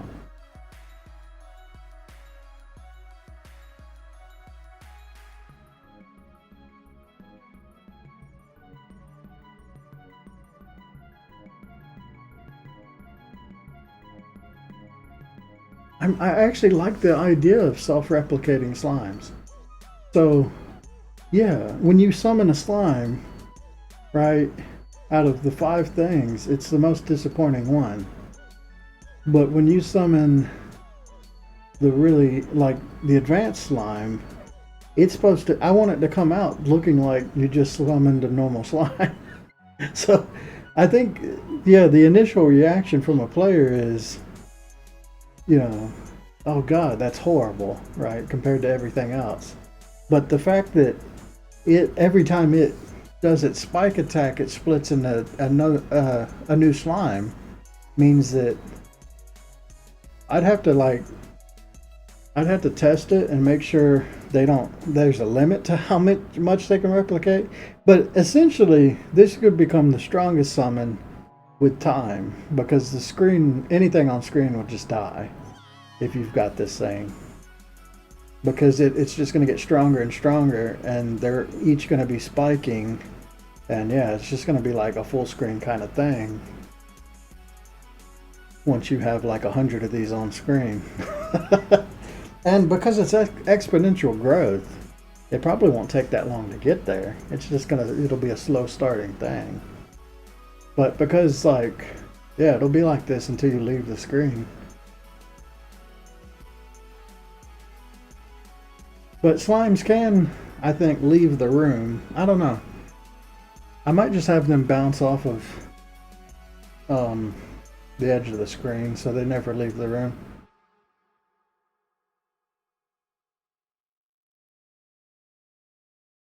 Yeah, so when you summon the wyvern, it lasts for a minute, like at the baby level. At the advanced level, it lasts for 5 minutes.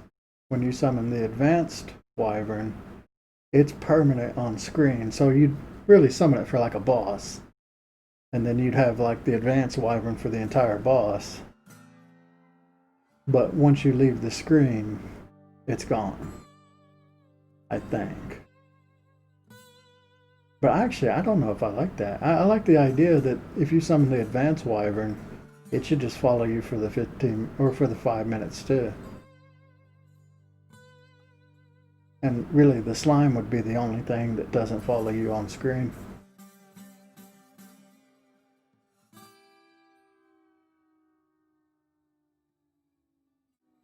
Yeah, okay. I guess that's true.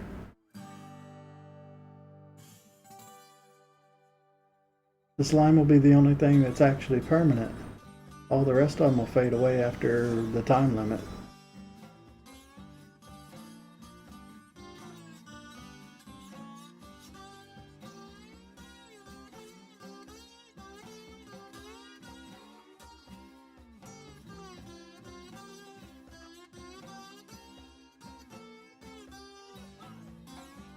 I guess that kind of works.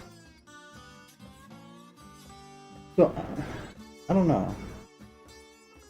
The 1 minute summon's kind of appropriate for a low level shaman. Like, you can summon something, it just lasts for a little while, and then it disappears. But by the end of the game, it'll last for a good amount of time. I think it needs to be more than 5 minutes by the end of the game, then I'll have it increase, like, I could just have it, I don't know.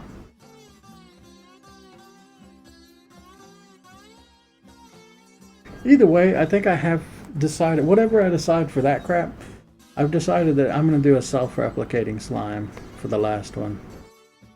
So, yeah, it'll create a normal little slime, just like the regular one. Only difference is this one, every time it does a spike attack, it'll create a new one. And the new ones will create new ones.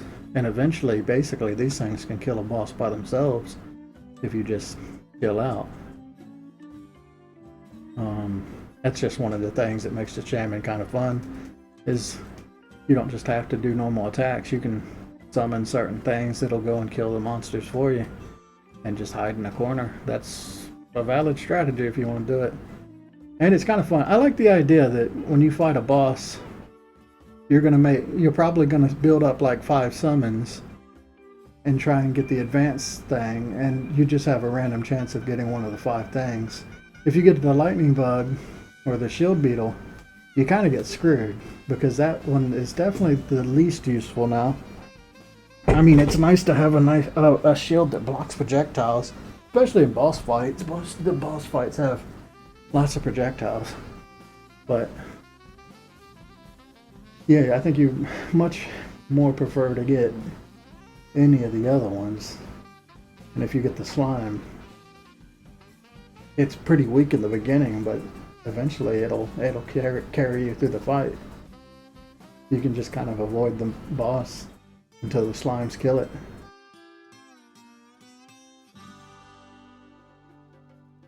Yeah, I'll probably do something where like the super slimes have like increased jump height, or like a variable jump height. So like a normal slime just has a very standard kind of 2 jump hop or something like the player.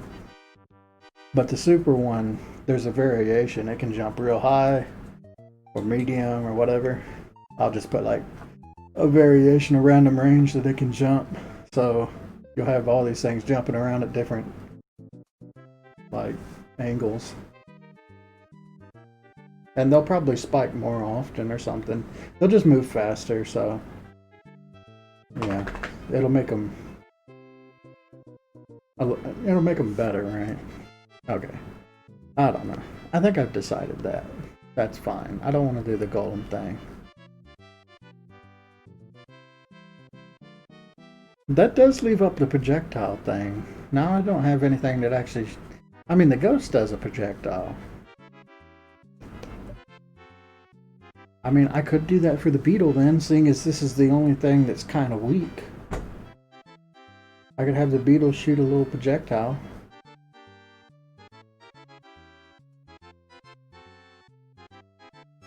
What do I do to buff the beetles up? I think everything else is fine. The beetles just seem kind of lame. They got to do something else.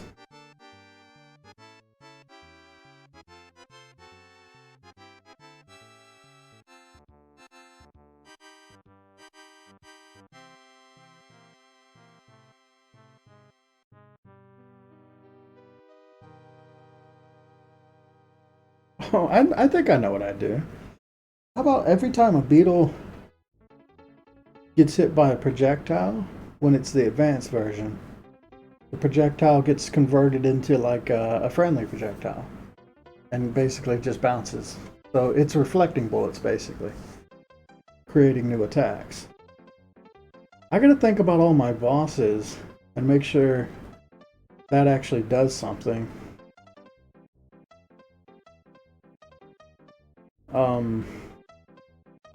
Well, let's do that right now then. What bosses do I have and what projectiles do they use?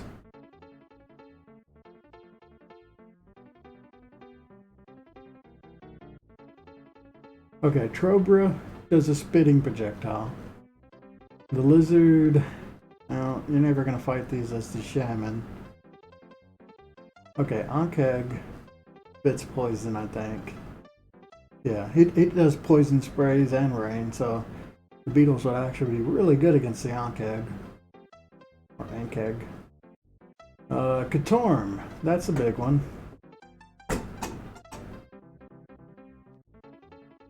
Yeah, okay, Katorm shoots acid, so that would work. Ancient Sand Flea, it throws debris around, so that's a projectile. Ocean Creature, I think it doesn't have any projectiles. No, it just has tentacles and waves. So the beetles would be absolutely useless in that fight if you happen to get them. The Komodo dragon shoots rocks around, so that's projectile. The baby dragons, well, they have a fire breath. They don't actually have a projectile, though. That's true. Yeah, they don't. They spit fire, but it's not really a projectile. It's more like a slash. So it would be useless against the baby dragon and the adult dragon. Tridra, I think, shoots lava or fireballs.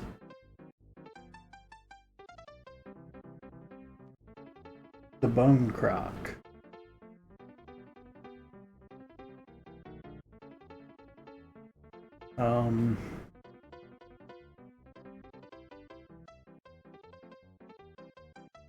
Bone croc doesn't have any projectiles, but he summons creatures that do. That works. Lizard spits blood projectiles. Okay, we said the dragon doesn't. The Vape Drake does not use any projectiles.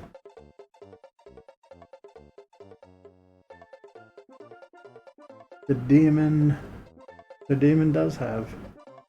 And the alien definitely does have.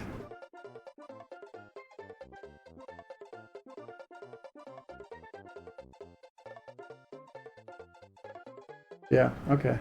I mean, honestly, there was 3 bosses that the beetles would really suck at, but everything else is actually really good. I think that's fine. So yeah, we'll just make beetles need to reflect projectiles, and that'll kind of solve that problem. That'll make them at least good enough.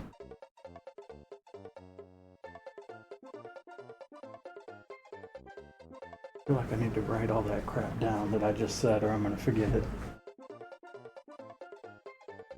Alright. I'll just make a note here. I need to play with these summoning times.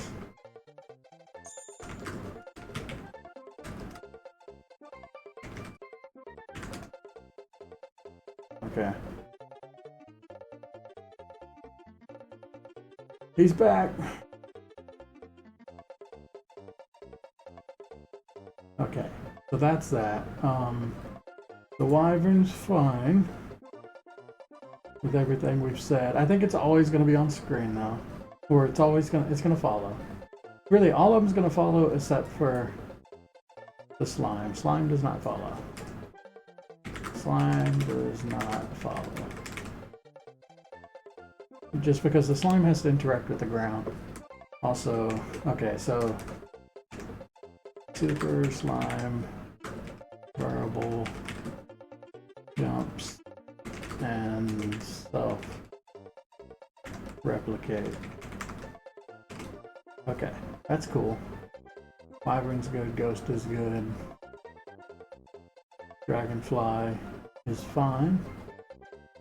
Lightning bug. Okay, so barrier blocks, barrier discharge. No, we're not gonna do that. We're just gonna say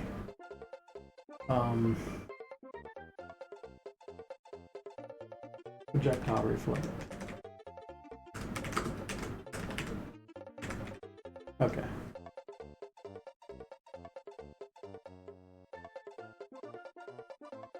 Oh, I just read below in the next screen, and this is where I wrote all the other stuff.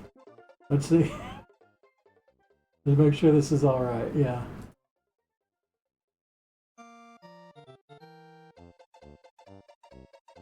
Okay, this has been changed. Oh yeah, I was gonna give the Wraith the spread shot. I don't like that. I'm gonna make it homing shot instead. If I can. So the ghost. Yeah, the ghost just fires a fireball. The Wraith, I think, does a homing attack. Homing missile.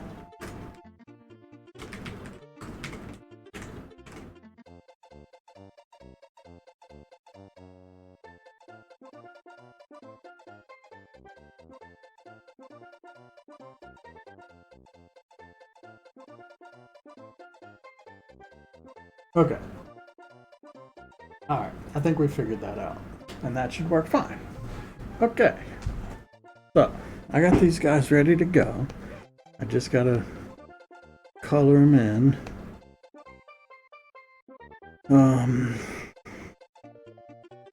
And do the effects.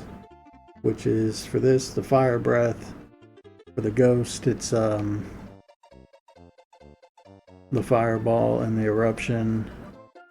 Dragonfly needs animated wings, beetle needs animated wings, and lime's good. So, that's that. Alright.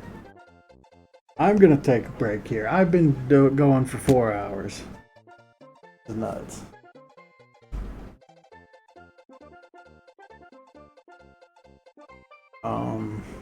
Yeah, we'll finish this up tomorrow. Or sometime later. Anyway, that's it for me. Peace.